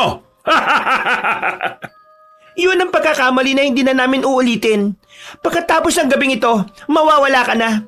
Malulutas na rin ang kaso ng mga nawawalang sabongero at matitigil na ang kawalanghiyaan mo. Ipinagmamalaki mo ang mga tandang mo. Tingnan mo kung anong nangyayari oh. Para mga sisiw lang sila para kay Lawiswis. Hindi. Anong nangyayari sa mga tandang ko? Magbabayad kayo mag-asawa. Kakatayin ko ang tandang na yan at kakainin. Nang maubos ni Lawiswis ang lahat ng mga tandang na naging aswang, napadako ang tingin niya kina Carlito at Greta. Lumipad ito palapit sa kanila, kaya pinakawalan sila ng mga aswang. Susugurin na sana ni Carlito si Don Leocadio pero mabilis itong tumakbo patungo sa isang kulungan ng manok. Sinugod naman ni Lawiswis ang mga aswang na nakapaligid sa mag-asawang manunugis, kaya tumulong na rin sina Carlito sa kanya. Kalaunan, lahat ng mga nilalang na nasa paligid nila'y napahandusay na lang sa lupa at lahat sila'y pugot na ang mga ulo. Bak! Ano, kaibigan Carlito? Ayos lang ba kayo? Bak! Munti ka na kayo malagay sa alanganin ah! Bak! Oo nga, Lawiswis. Pero ayos lang kami. Biglaan lang kasi kaming inatake ng mga ito ng pataligod eh. Kaya hindi na kami nakapalag. Teka, saan naman napunta yung Don Leocadio na yon? Baka tinakasan na naman niya tayo ah. Hindi ito maaari. Ilang taon nating inalam kung sinong nagpasimuno ng pagkawala ng mga sabongero. Hindi siya pwede makatakas ngayon. Bak! Ayun siya! Hawak niya ang manok na nakalaban ko! Bak! Teka, mukhang mas naging mabagsik ang itsura niya. Bak! Oo nga, malamang. Yan yung tinatawag niyang buitre. Maganda kayo. Hindi natin alam kung ano ang plano ng sabongerong aswang na yan. Bak! Sige! Atat na rin akong labanan ng tandang na yan eh. Bak! Papatunayan ko sa aswang na yan na kahit ilang beses pa niyang buhayin ng mga tandang niya, uubusin ko pa rin sila ng paulit-ulit. Bak! Papalipit na siya rito. Sige na, pumwesto na kayo. Susugurin ko siya. Lawiswis, kapag nabitiwan niya ang manok, atakihin mo kaagad at patayin ha. Tama, baka yan nga ang may hawak ng buhay ni Don Leocadio. Kung mapapatay yan at masisigurong hindi na mabubuhay ulit, siguradong manghihina ang sabongerong aswang. Tsak na mamamatay din siya. Nang ilang dipan na lang ang layo ni Don Leocadio sa kanilang tatlo, tumakbo si Carlito para sugurin yon. Itinaas na rin niya ang kamay niyang may hawak ng sinawit bilang pag-aanda sa pagpugot sa ulo ng aswang. Agad namang binitiwan ng matandang sabongero ang tandang niya. At sa isang pagkisap ng mga mata ni Carlito, nagpalit ito ng kanyang anyo. Naging mabalahibong katawan niya at mas nagbaga ang kanyang mga mata. Pagkalapit ni Carlito, nagpambuno kagad sila sa isa't isa habang nagbabangayan. Ilang taong ka na rin namin sinubukang tugisin. Hindi ko akalain na ang tinutugis mo lang namin ay ang mahinang aswang na pinatakas namin noon. Kung naging mahina man ako dati, hindi na ngayon. Nakatuklas ako ng mataas na aral na alam kong magagamit ko ng gusto. Kagaya ngayon, naging mayaman ako dahil ginagawa ko mga aswang ang tandang ko. At ang ginamit mo ay dugo ng mga inosenteng sabongero. Inosente? Hindi sila mga inosente. Mga madaya sila. Ang mga dinudukot namin ay mga salot sa mga malalaking sabongero na kagaya natin. Ngayon, aalukin kita. Tulungan mo na lang ako at mas magpayaman pa tayo. Hindi ako makikipagtulungan sa isang aswang na kagaya mo. Binibigyan kita ng pagkakataon para mabuhay at mas lalo pang yumaman. Pero bakit ayaw mo? Dahil ang kagaya mo ay salot sa lipunan. Hindi na pinatatagal dito sa mundo mga katulad mo, Leocadio. Habang nagtatagisan sila ng lakas, sinubukang lingunin ni Carlito ang asawa niya at si Lawiswis. Nakita niyang hindi lang iisang tandang ang kalaban nila, kundi marami pa. Napailing na lang siya dahil sa ideyang baka hindi talaga namamatay ang mga tandang ni Don Leocadio dahil may sa aswang ang mga ito. Dahil naituon niya ang pansin niya kina Greta, sa hindi niya inaasahan nagawa siyang ibalibag ng aswang. Subalit sa halip na tumilapon siya at bumagsak sa lupa, lumutang siya sa ere at binalot siya ng liwanag. Bago pa man makagalaw si Don Leocadio, inatake na niya ito. Sinakal saka iniangat sa ere. Anong nangyayari sa iyo? Bakit ka nagkaroon ng ganyang aura? At bakit ang mga tandang ko hindi na ulit nabuhay pa? Anong demonyong nakalukob sa inyo? Dito sa ating lahat, ikaw lang ang demonyo, Lucadyo. Ikaw nagpasimula ng lagim dito sa ating probinsya. Kaya nararapat lang na yan ang itawag sa'yo. Ano na ngayon ang binabalak mo sa akin, ha? Papatayin mo ako? Sige, pero baka magkamali ka at muli ako mabuhay. At bakit? Akala mo ba hindi ko alam na nasa tandang na kalaban ni Luwiswis ang buhay mo? Kapag pinatay namin yan at kinuha ang puso niya, tapos na rin ang maliligayang araw mo. Ha! Yan ay kung magagawa ninyo. Bago pa ba niyo ako mapatay, mauna na muna ka... Marami ka pang satsat. Inakala mo ba na bibigyan ka pa namin ng pagkakataon? Hindi na, no? Akmang ibabalibag sana ng lalaking manunugis ang aswang pero naging mabilis ang pagpiglas nito. Nang makalpa siya mula sa pagkakasakal ni Carlito, lumundag siya para atakihin si Lawiswis. Hindi nakailag ang mahiwagang tandang kaya tumilapon din ito. Susugurin pa sana ni Greta ang aswang pero sinunggaban nito ang tandang niyang si Buitre. Natigilan na lang sina Carlito nang makita nila kung paano lantakan ni Don Leocadio ang naturang manok. Noon din, lumapit ang lalaking manunugis sa kanyang asawa. Kaibigang Carlito, tingnan mo kung anong nangyari kay Leocadio habang kinakain niya ang tandang. Hindi, tinubuan siya ng pakpak at mas naging mabangis ang anyo niya. Oo nga, sigurado, mahirapan tayong kalabanin ng aswang na yan. Talagang ang may sa demonyo siya. Huwag kayong matakot sa kanya. Ako ang bahala kapag gumatake siya sa atin. Kahit paanong uri siya ng demonyo, lalabanan ko siya ng walang takot. Sige, pero aantabay lang kami. Kapag nalagay ka sa alanganin, tutulungan ka namin, Lawiswis. Tama si Carlito. Lalaban din kami sa aswang na yan. Maraming salamat, kaibigang Carlito, kaibigang Greta. Huwag kayo magkalala. Gagawin ko ang lahat para mapatay ang aswang na yan. Ayun na siya. Mukhang nakumpleto na niya ang pagbabagong anyo niya. Sige na, ihandaan niyo ang sarili ninyo. Ano mang sandali, aatake siya sa atin. Napako silang tatlo sa kanilang pwesto. Itinuon ni Carlito ang pansin niya kay Don Leocadio at nakita niyang hindi na ito basta aswang lang. May pakpak na ito kagaya ng isang dambuhalang ibon at mas lalo pang nagbaga ang mga mata niya. Mabilis itong lumipad palapit sa kanila at sinubukan niyang hagipin si Greta. Bago pa man niya magawa ang pakay niya, pumagaspas din ang pakpak niya si Lawiswis. Sa isang pagkisap ng mga mata nila, naging dambuhalang ibon ang mahiwagang tandang. Lawiswis, ano nangyari? Bakit naging ganyan ang itsura mo? At parang umaapoy pa ang balahibo mo. Oo nga, talagang may waga ka, kaibigan. Ang totoo niyan, hindi ako isang totoong tandang. Isa akong malaking ibon na matagal nang inalagaan ng Diyos ng digmaan na si Mandarangan. Ibig sabihin, hindi ka lang basta may waga, makapangyarihan ka pa. Sige na, kaibigan, kalabanin mo na ang aswang na yan. Sige, kaibigan Carlito, ako nang bahala sa aswang na yan. Mag-iingat ka, kaibigang Lawiswis. Huwag ka magpapatalo sa kanya. Mahinang nilalang lang yan. Hindi kagaya mo, alaga ng Diyos ng digmaan. Muling umatake sa kanila si Leocadio, pero sa halip na yumuko, nanatili silang nakatayo. Pumaitaas si Lawiswis at nilabanan niya ang aswang. Kahit na malakas ang aswang, hindi naman nagpatalong alaga ni na Carlito. Naglaban silang dalawa sa ere at ilang beses pang sinubukang paluin ang aswang gamit ang kanyang mga paa. Subalit dahil maliksi rin si Leocadio, naiiwasan niya ang pag-atake ni Lawiswis sa kanya. Sa hindi nila inaasahan, nagawang suntukin ng aswang ang malaking ibon at nawalan ito ng balanse. Agad namang napatakbo si Carlito palapit kay Lawiswis upang alamin ang sitwasyon nito. Kaibigan, ayos ka lang ba? Baka hindi mo na kayang lumaban. Ako nang bahala sa kanya.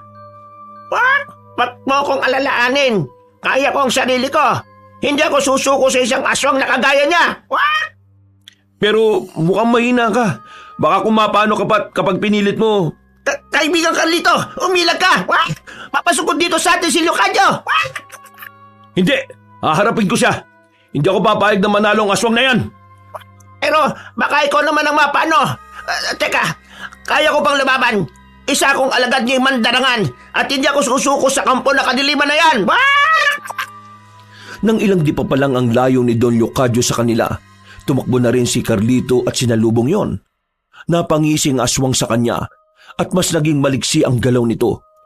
Lumundag siya at sinubukang tagain ito sa ulo gamit ang sinawit, subalit naging maliksi naman ang aswang at bahagya itong pumaitaas. Sabay sipa kay Carlito. Tumilapon ang manunugis. Bago pa man siya bumagsak sa lupa, lumipad si Lawiswis at nasalos siya nito sa likod niya.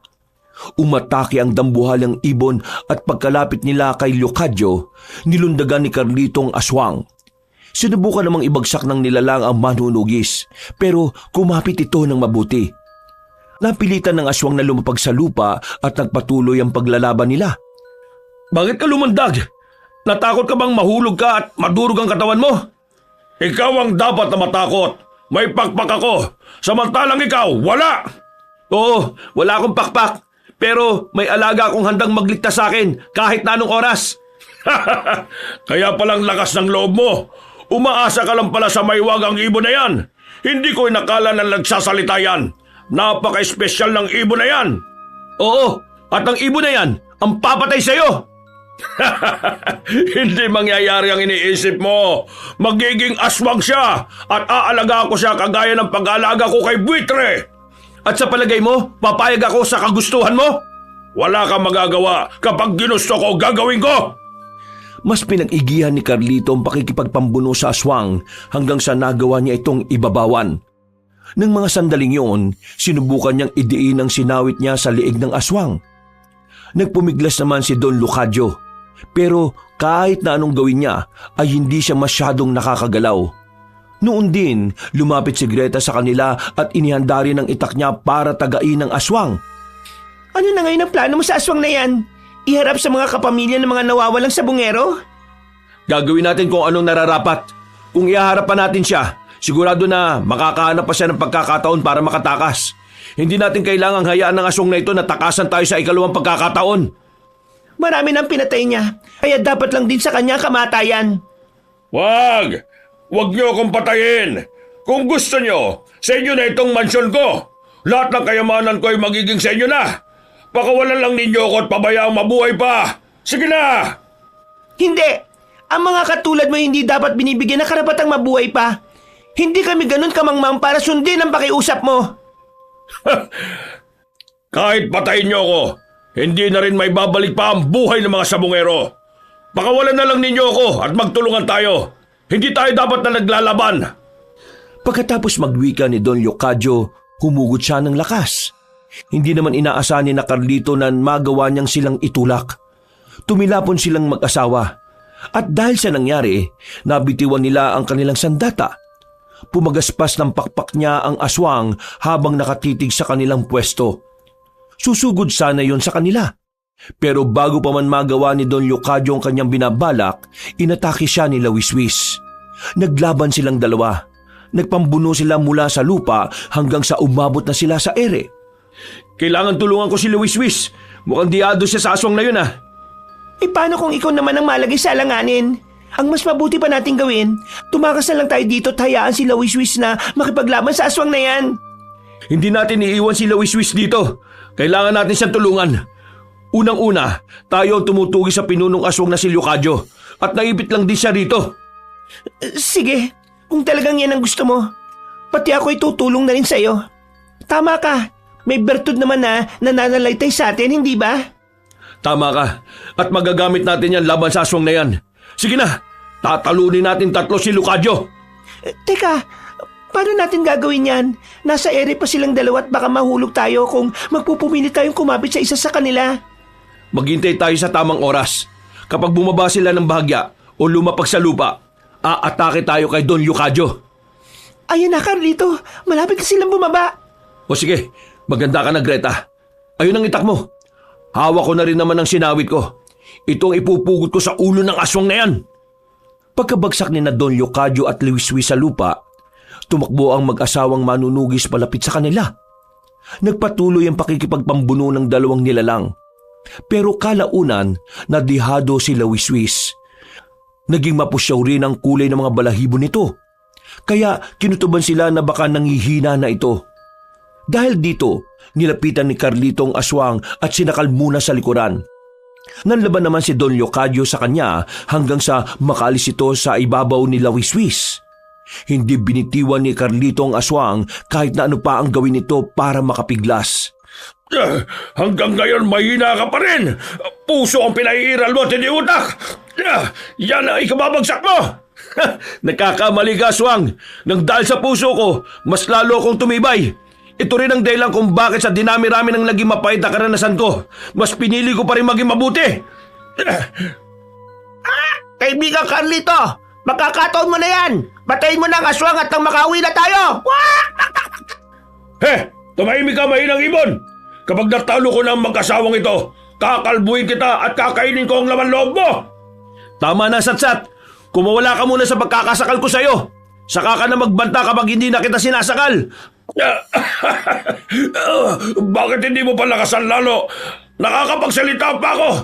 Dapat sinasakal mo pa ako na halos hindi na ako makahinga. Hinahamon mo talaga ako, ha? Sige, itong para sa'yo. Masinikpitan ni Carlito ang pagkakasakal niya kay Don Leocadio. Sa hindi niya inaasahan, sinubukan ng aswang na ibuka ang mga pakpak niya. Munti ka nang matumba si Carlito. Pero bago pa man mangyari yon, nagawa na niyang sugatan ng sinawit ang kaliwang bahagi ng leeg ng nilalang. Napasigaw na rin si Greta at noon din umatake ito kay Don Leocadio. Tinaga nito ang aswang sa dibdib. Hindi siya gaanong nakapaghanda. Kaya bago pa man niya maiwasan ang pagganti ng sabungerong aswang, sinakal na siya nito at naibalibag. Nagalit naman si Carlito at mas naging maliwanag ang aura niya. Bumwelo siya at walang pagdadalawang isip na tinaga ang ulo ng aswang gamit ang sinawit. Yan ang dapat sa'yo, Leocadio. Ngayon, sigurado na hindi ka na mabubuhay. Hiwalay na ang katawan at ulo mo. Ang galing, kaibigan Carlito. Grabe! Ang talas pala ng sandata mo. Hindi ko akalain na mapupugutan mo ng ganong kadali ang aswang. Nagkataon lang siguro yon, kaibigang Lawiswis. Teka, nakita mo ba kung saan tumilapon si Greta? Ayun o, may kumagalaw sa baging yon. Sigurado na siya yan. Sandali lang at pupuntahan ko siya. Baka kung mapano pa siya. Baka kung napano na siya dahil sa lakas ng pagkakabalibag sa kanya eh. Sige, kaibigang Carlito. Puntahan mo muna yan. Pero sa balagay ko wala naman nangyaring masama sa kanya. Kagaya mo, protektado rin siya ng bertud na mula sa itlog ko. Huwag na kayong mag-alala. Nandito na ako. Wala namang masama nangyari sa akin. Tama ka, kaibigan Lawiswis. Protektado nga ako ng bertud ng itlog mo. Hindi ba? Ngayong patay na ang pinunong aswang, maaari na kayong umuwi. Wala na tayong kalaban. Kami? Bakit kami lang? Tayong tatlo. Kaibigang Carlito, kaibigang Greta, tapos na ang misyon kong tumulong sa inyo. Panahon na rin para bumalik ako sa totoo kong amo, kay Panginoong Mandarangan. Pero hindi ka pa nga namin nakasama ng matagal ah. Oo nga, kaibigan Lawiswis. Hindi pa nga natin nasusulit ang pagsasama natin ah. Akala ko 3 na tayo ang manunugis ng aswang eh. Nalulungkot din ako sa ngayon, pero ganyan talaga. Malay natin, sa mga susunod na pagkakataon magkasama ulit tayo. Magsasalita na sana si Carlito na makarinig sila ng kaluskos. Naalala niya si Don Leocadio at nang tingnan niya ang katawan ng aswang, napalunok siya ng laway nang hindi na niya makita pati ang ulo nito. Agad niyang sinabi sa dalawa niyang kasama ang pagkawala ng pinunong aswang. Nabahala naman sila, kaya iginala nila ang paningin nila sa paligid. Walang ano-ano, nakita nila si Don Leocadio. Buhay ito pero may bakas na ng sugat sa leeg. Paano siya nabuhay ulit? Imposible na mangyari ito. Hindi na importante kung paano siya nabuhay ulit. Ang mahalaga sa ngayon, mapatay natin siya ng tuluyan. Anong gagawin natin? Hindi sapat ang pampugot ko sa kanya na sinawit. At siguradong hindi rin siya mapapatay ng itak ko. Ako na ang bahala. Kung kinakailangan magsakripisyo ko para mapatay ang aswang na yan, gagawin ko. Ano na ngayon ang balak mo, kaibigang Lawiswis? Malalaman din ninyo kung anong plano ko. Sandali, papasugod siya sa atin. Umilag kayo at ako nang bahala sa kanya. Sinunod ni na Carlito at Greta ang sinabi ni Lawiswis. Dahil nakailag ang mag-asawa, ang dambuhalang ibon ng inatake ni Don Leocadio. Muli silang nagpambuno sa isa't isa. Pero ng mga panahong yon, mas nagliwanag ulit ang mga balahibo ni Lawiswis. Habang nakamasid sila roon, kinutuban ng hindi maganda si Carlito. Sinabihan niya si Greta na mas umatras pa sila para hindi madamay sa kung anumang posibleng mangyari. Walang ano-ano, mas nagliwanag pa ang balahibo ni Lawiswis. Kasunod noon, humuni siya ng napakatinis at sa isang pagkisap ng mga mata ni na Carlito, sumabog ang dambuhalang ibon. Nakita rin nila kung paano sumabog ang katawan ng aswang at nagkalat sa paligid ang kanyang mga laman. Anong nangyari? Bakit sumabog si Lawiswis? Hindi ko rin alam. Baka yan ang sinasabi niyang paraan ng naisip niya. Pero hindi na sana niya isinakripisyo ang kanyang sarili. Tingnan mo rin ang nagkalat na piraperasong bahagi ng katawan ni Don Leocadio. Sa lagay na yan sigurado na hindi na siya mabubuhay ulit. Pero kawawa naman si Lawiswis. Kung ako lang, ayaw ko sanang gawin niya yun Nakakalungkot lang na hindi pa natin siya nakakasama na matagal. Yan nga rin ang iniisip ko, Greta. Sayang, talagang ipinahiram lang siya sa atin para matalo natin ang aswang na yan. Siguro nga siya ang ginawang instrumento para matuldukan na ang pagkawala ng mga sabungero dito sa atin. Wala nang pinunong aswang. Maaari na tayong bumalik sa ating bahay. O tayo na? Sandali. Tingnan mo mga abo sa lupa. Sigurado na yan ang abo ni Lawiswis. Teka, may itlog. Baka mula kay Lawiswis yan. Kunin natin at iuwi. Sige, sana'y mapisayan pagdating ng ilang linggo. Sana rin kamukha ni Lawiswis at nang hindi na tayo mangulila sa kanya. Maraming salamat kaibigang Lawiswis. Salamat sa pagtulong mo. Lalo na sa naging sakripisyo mo para mapatay ang mga aswang na nandito. Kung saan ka man naroroon, sana maging masaya ka na. Nang mga panahong yon, napagpasya na mag-asawa na iwan na ang lugar na yon. Alam nila na walang makakatuntun dun. Dahil liblib ang lugar at hindi naman naaabot ng ibang mga sasakyan. Nang nasa sasakyan na sila, panandalian silang natigilan habang nakamasid sa kinaroroonan ng mansyon at kuta ni Don Leocadio. Ngayong wala na ang Leocadio na yan, matatahimik na rin ang kaluluwa ng mga sabungerong biniktima nila. Tama ka dyan, Greta. Naipagiganti na rin natin si Ma'am Pepe at Lucas. Teka, naiwan pala sila sa bahay natin, ano? Oo, tara na Carlito. Baka mamaya ay sinugod pala sila ng ibang mga aswang. Kailangan natin masiguro na ligtas sila dun. Sige, pero sa palagay ko, ligtas sila ron. Kung sinugod man sila ng mga alagad ni Don Leocadio, sana nasambit niya sa atin yon. Pero hindi Hindi bali na. Malalaman din naman natin yun mamaya. Mas bilisan mo na lang ang pagmamaneho at nang makarating kagad tayo sa bahay. Nasa kalagitnaan na sila ng biyahe nang bigla silang makarinig ng kalabog sa ibabaw ng kanilang sasakyan. Nag-init ang pakiramdam ni Carlito, kaya naisip niyang merong panganib. Susubukan pa sana niyang mas bilisan ang pagpapatakbo ng sasakyan nila nang mapansin niyang marami ang mga nilalang na humahabol sa kanila. Akala ko ba'y naubos na natin ang mga alagad ni Leocadio? Bakit may mga humahabol pa rin sa atin? Hindi ko alam, Greta. Pero mas mabuti siguro kung tatapusin natin sila ngayon. Kapag hinabol nila tayo papunta sa mataong lugar, marami pa ang mapapahamak. Ikaw ang bahala. Kung anong plano mo, yun din ang susundin ko. Kailangan maubos natin sila ng tuluyan. Tama ka, asawa ko. Sige na, kunin mo ang itak mo. At kapag nasa medyo patag na lugar na tayo, pahihintuin ko ang sasakyan. Hindi ako papayag na habulin nila tayo hanggang sa kabayanan. O sige, ito na ang sinawit mo. Hawak ko na rin ang itak ko. Sige na, mas bilisan mo pa ang pagpapatakbo hanggang sa makarating tayo sa patag na lugar. Sige, Greta, ihanda mo sarili mo sa lubak-lubak na daan. Mas binilisan pa ni Carlito ang pagpapatakbo ng sasakyan nila. Hindi naging alintana ang hirap ng dinaraanan nila. Dahil gusto nilang makaharap agad ang mga aswang, pagkarating nila sa patag na lugar, inihinto niya ang sasakyan nila. Tiningnan nila ang likuran at nakita nilang medyo malayo pa ang humahabol sa kanila. Mukhang higit sa 10 mga aswang na yan Kaya natin sila. Kung nakaya nating ubusin ang mga aswang na nasa kuta ng pinunong aswang na si Leocadio, magagawa rin natin silang patayin. Basta magtulungan tayong dalawa, Carlito. Kailangan hindi nila tayo maisahan. Sige, ganito. Kapag medyo malapit na mga yan, sasalubungin natin sila. Huwag kang mauna. Nasa likuran lang kita palagi. Baka kung ano pa ang mangyari sa'yo eh. Oo na, Carlito. Palagi naman yan eh.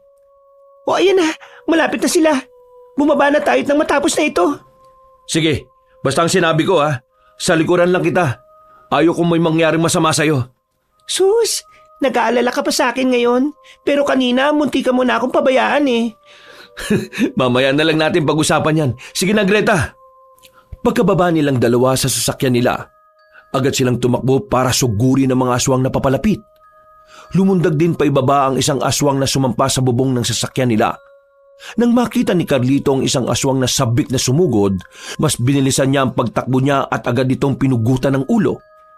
Itatapon pa sana niya sa ibang aswang ang ulo ng kasama nila pero palundag silang umatake sa mag-asawa. Nilabanan ni Carlito at Greta ang mga aswang. Hanggang sa lumaon, pinaligiran sila ng mga ito. May narinig pa silang mga kaluskos sa hindi kalayuan, kaya naisipan nilang baka may iba pang paparating. Anong gagawin natin, Carlito? May paparating pa rito at sigurado na mga kasamaan sila ng mga aswang na ito.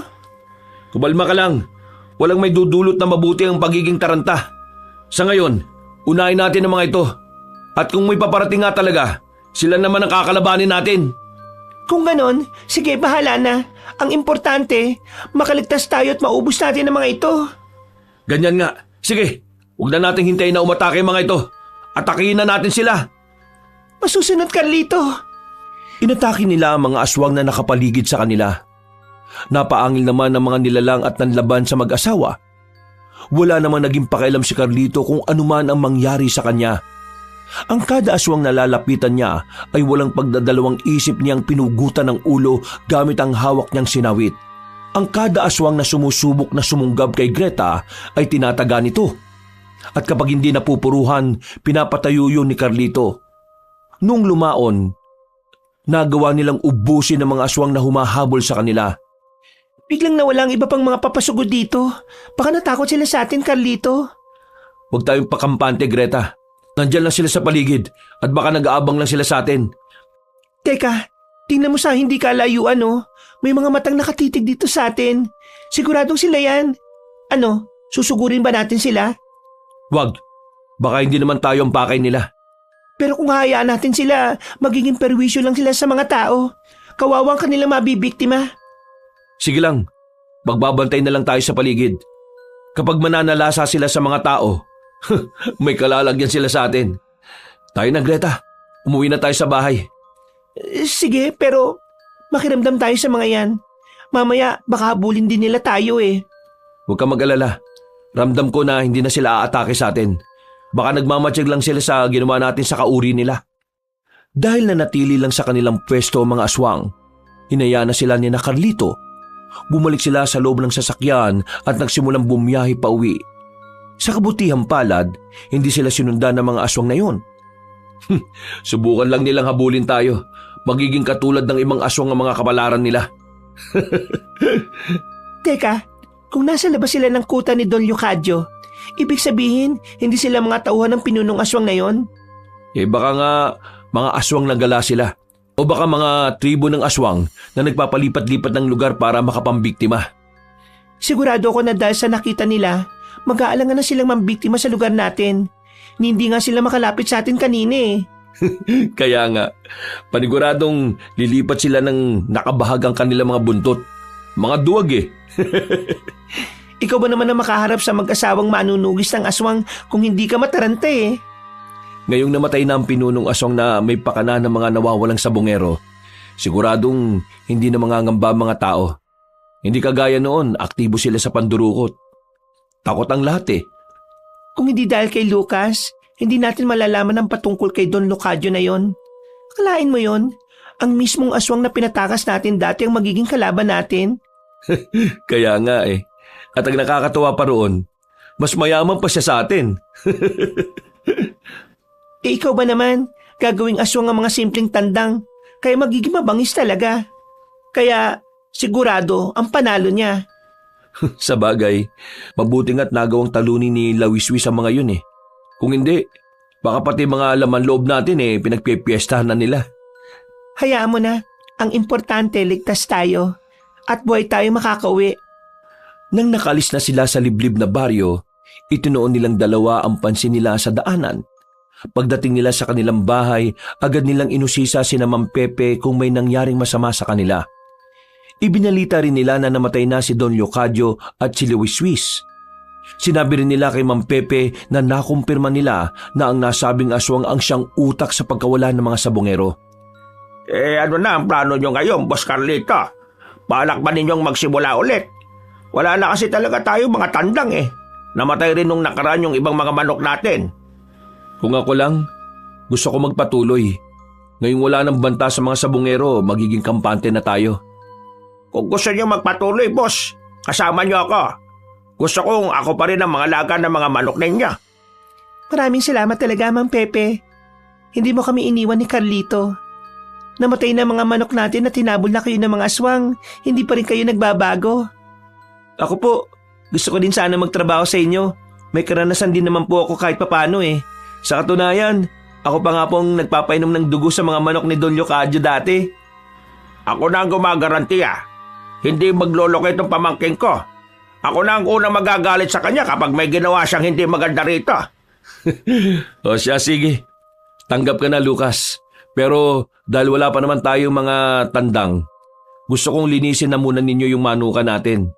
Para kapag nakapagpundar ulit tayo ng mga manok na panabong handa na ang lahat. Ay, masusunod, Boss Carlito. Ako, ang gusto ko, kapag nanalo tayo sa susunod, magbibigay tayo ng donasyon sa mga bahay ampunan at paaralan. Sa paraang yon, nakakatulong tayo sa kapwa natin. Uy, maganda yung naisip mo, Greta. Para naman mas marami ang makikinabang sa mga napapanalunan natin. Kahit na wala pa silang mga manok na panabong, sinigurado nilang handa ang manukan nila. Makalipas ang 2 linggo, natuwa sina Carlito at Greta nang malamang napisa ng itlog na nakuha nila sa abo ni Luiswis. Lalo pa silang nasiyahan na makita ang sisiw na nagmula sa itlog ay kawangis ng maywagang tandang na minsan nilang inalagaan. Pinangalanan nila itong Kokok dahil yun ang madalas niyang huni. Makalipas ang maraming taon. O ano, handa ka na ba? Handa saan? Para isabong si Makisig, ang tandang natin? Hindi. Ang ibig kong sabihin, kung handa ka ng iwan ng pagsasabong ng tuluyan. Marami na rin naman tayong ipon eh. At siguro sapat na yun para makapagpatayo tayo ng negosyo. Talaga? Kailan natin sisimulan ng pagninegosyo? Teka, ano bang negosyong nasa isip mo? Gusto ko sana magkaroon tayo ng isang tindahan. Gusto ko, mas mura ang mga bilihin kaysa sa iba rito. Sa paraang yon, kahit papano, nakatutulong tayo sa mga mahihirap nang hindi tayo nalulugi. Aba, gusto ko yan. Tapos, ano kaya kung magkaroon tayo ng paitlugan na manok? Para naman kahit hindi na tayo nagsasabong konektado pa rin sa manok ang negosyo mo. Ikaw ang bahala. Makakaya naman natin palaguin yun, hindi ba? Ang importante, hindi na tayo nagugumon sa sugal na sabong. Baka maulit pa yung mga pangyayari dati. Oo nga. Hindi ko akalain na ang aswang na pinatakas pala natin ang may pasimuno ng lahat ng ito. Sipin mo yon, mahinang aswang, naging pinuno. Nagkaroon siya ng kapangyarihan dahil sa sabong. Oo nga O sige na, ang mas mabuti siguro nating gawin, Carlito, magtanong-tanong muna tayo kung paano talaga ang pamamalakad sa mga negosyong naisip natin. O sige, maganda yung naisip mo. Total, may mga kakilala naman tayo mga negosyante eh. Pagkatapos nilang mag-usap, nagpasya si Carlito na lumabas at pumunta sa kanilang manukan. Nakita nila si Kokok na nakatitig sa kanya, kaya naglakad siya palapit roon. Nang nasa tapat na siya ng manok, bumuntong hininga siya. Ipinagaspas naman ng tandang ang pakpak niya at nagpakitang gilas ito kay Carlito. Ha? Oh, kaibigan Carlito, mukhang malalim ang iniisip mo May problema ka ba? Huwag ka nang mahiya, ha? Sabi mo sa akin, makikinig ako. Ano kasi, gusto sana namin ni Greta na itigil na ang pagsasabong. Nakapag-ipon na rin naman kami. Isa pa, ayaw namin na nalalagay sa panganib ang buhay mo eh. Ha? Bakit ba? Hindi ba kayo nasisiyahan sa ipinapakita kong abilidad? Ha? Kaya ko namang mas pag-ibayuhin pa yun eh. Hindi sa ganun, Kokok. Gusto namin na maging masaya ka. Maging malaya. Ma? Teka, ano bang ibig mong sabihin, kaibigan? Gusto ko lang palayain ka. Lumipad ka kung saan mo gusto. Basta gusto kong hanapin mo kung saan ka nararapat. Hindi lang nagtatapos sa sabong ang buhay mo. May ibang buhay sa labas ng manukang ito. Pero gusto ko naman ang buhay ko dito Gusto mo? Dahil itong nakasanayan mo. Sige na, magmula ngayon, malaya ka na, Kokok. Magagawa mo na kung ano man ang gusto mo. Kaibigan Carlito, paano talaga ako kung... Kinuha ni Carlito sa kulungan ng mahiwagang tandang. Noon din, hinayaan niya itong lumipad. Nang nasa ere na si Kokok, nakita ng lalaki na naging mas makulay ang mga balahibo nito. Nagpaikot-ikot ito hanggang sa lumipad na ito palayo. Napangiti na lang si Carlito nang maisip niya ang tuwang nararamdaman ng tandang nila kapag nakarating na ito sa kung saan man niya gugustuhin. Babalik na sana siya sa loob ng kanilang bahay nang makita niyang papalapit sa kanya si Mang Pepe. Oh, Mang Pepe, magmula ngayon, hindi na tayo magsasabong ha. Napagdesisyonan na namin ni Greta na gamitin ang perang naipon namin sa pagnenegosyo. Paano po kami niyan, Boss Carlito? Wala na kaming trabaho. Magugutom ang pamilya namin. Huwag kayong mag-alala. Kayo pa rin ni Lucas sa magiging katiwala namin doon. Talaga, Boss Carlito? Maraming salamat. Sige, mabuti rin naman ang naisip ninyo Pati ako parang ayaw ko na rin magsabong Sugal kasi yan At medyo delikado na sa ngayon. Sige, Mang Pepe. Bukas, gigabay na natin ang manukan. Tutal, wala na rin naman si Kokok Pinakawalan mo na ba siya, Boss Carlito? Oo, Mang Pepe. Naawa rin naman ako sa kanya Marami pa siyang bagay na matutuklasan sa mundong ito. Hindi natin siya kailangang ikulong dito sa manukan. Matapos ang pag-uusap nila, nagpaalam na si Carlito sa kanyang katiwala. Sinabi naman ni Mang Pepe na kakausapin niya si Lucas patungkol sa plano ng mag-asawa. Makalipas ang ilang buwan, naging matagumpay ang kanilang negosyo. Hindi naman nila itinigil ang ibinibigay na suporta sa mga paaralan at bahay ampunan. Kahit na hindi binayayaan ng anak sina Carlito at Greta, masaya silang dalawa. Alam mo, kahit na ganito lang tayo, kontento na ako. Nakakatulong tayo sa mga kapwa natin. May mga batang nakakapag-aral at mga taong nabibigyan natin ng pag-asa. Kaya nga Dati, ang nasa isip lang natin ay mga sarili natin. Kung paano tayo mananalo sa sabong at kung paano natin gagastusin ang napanalunan natin.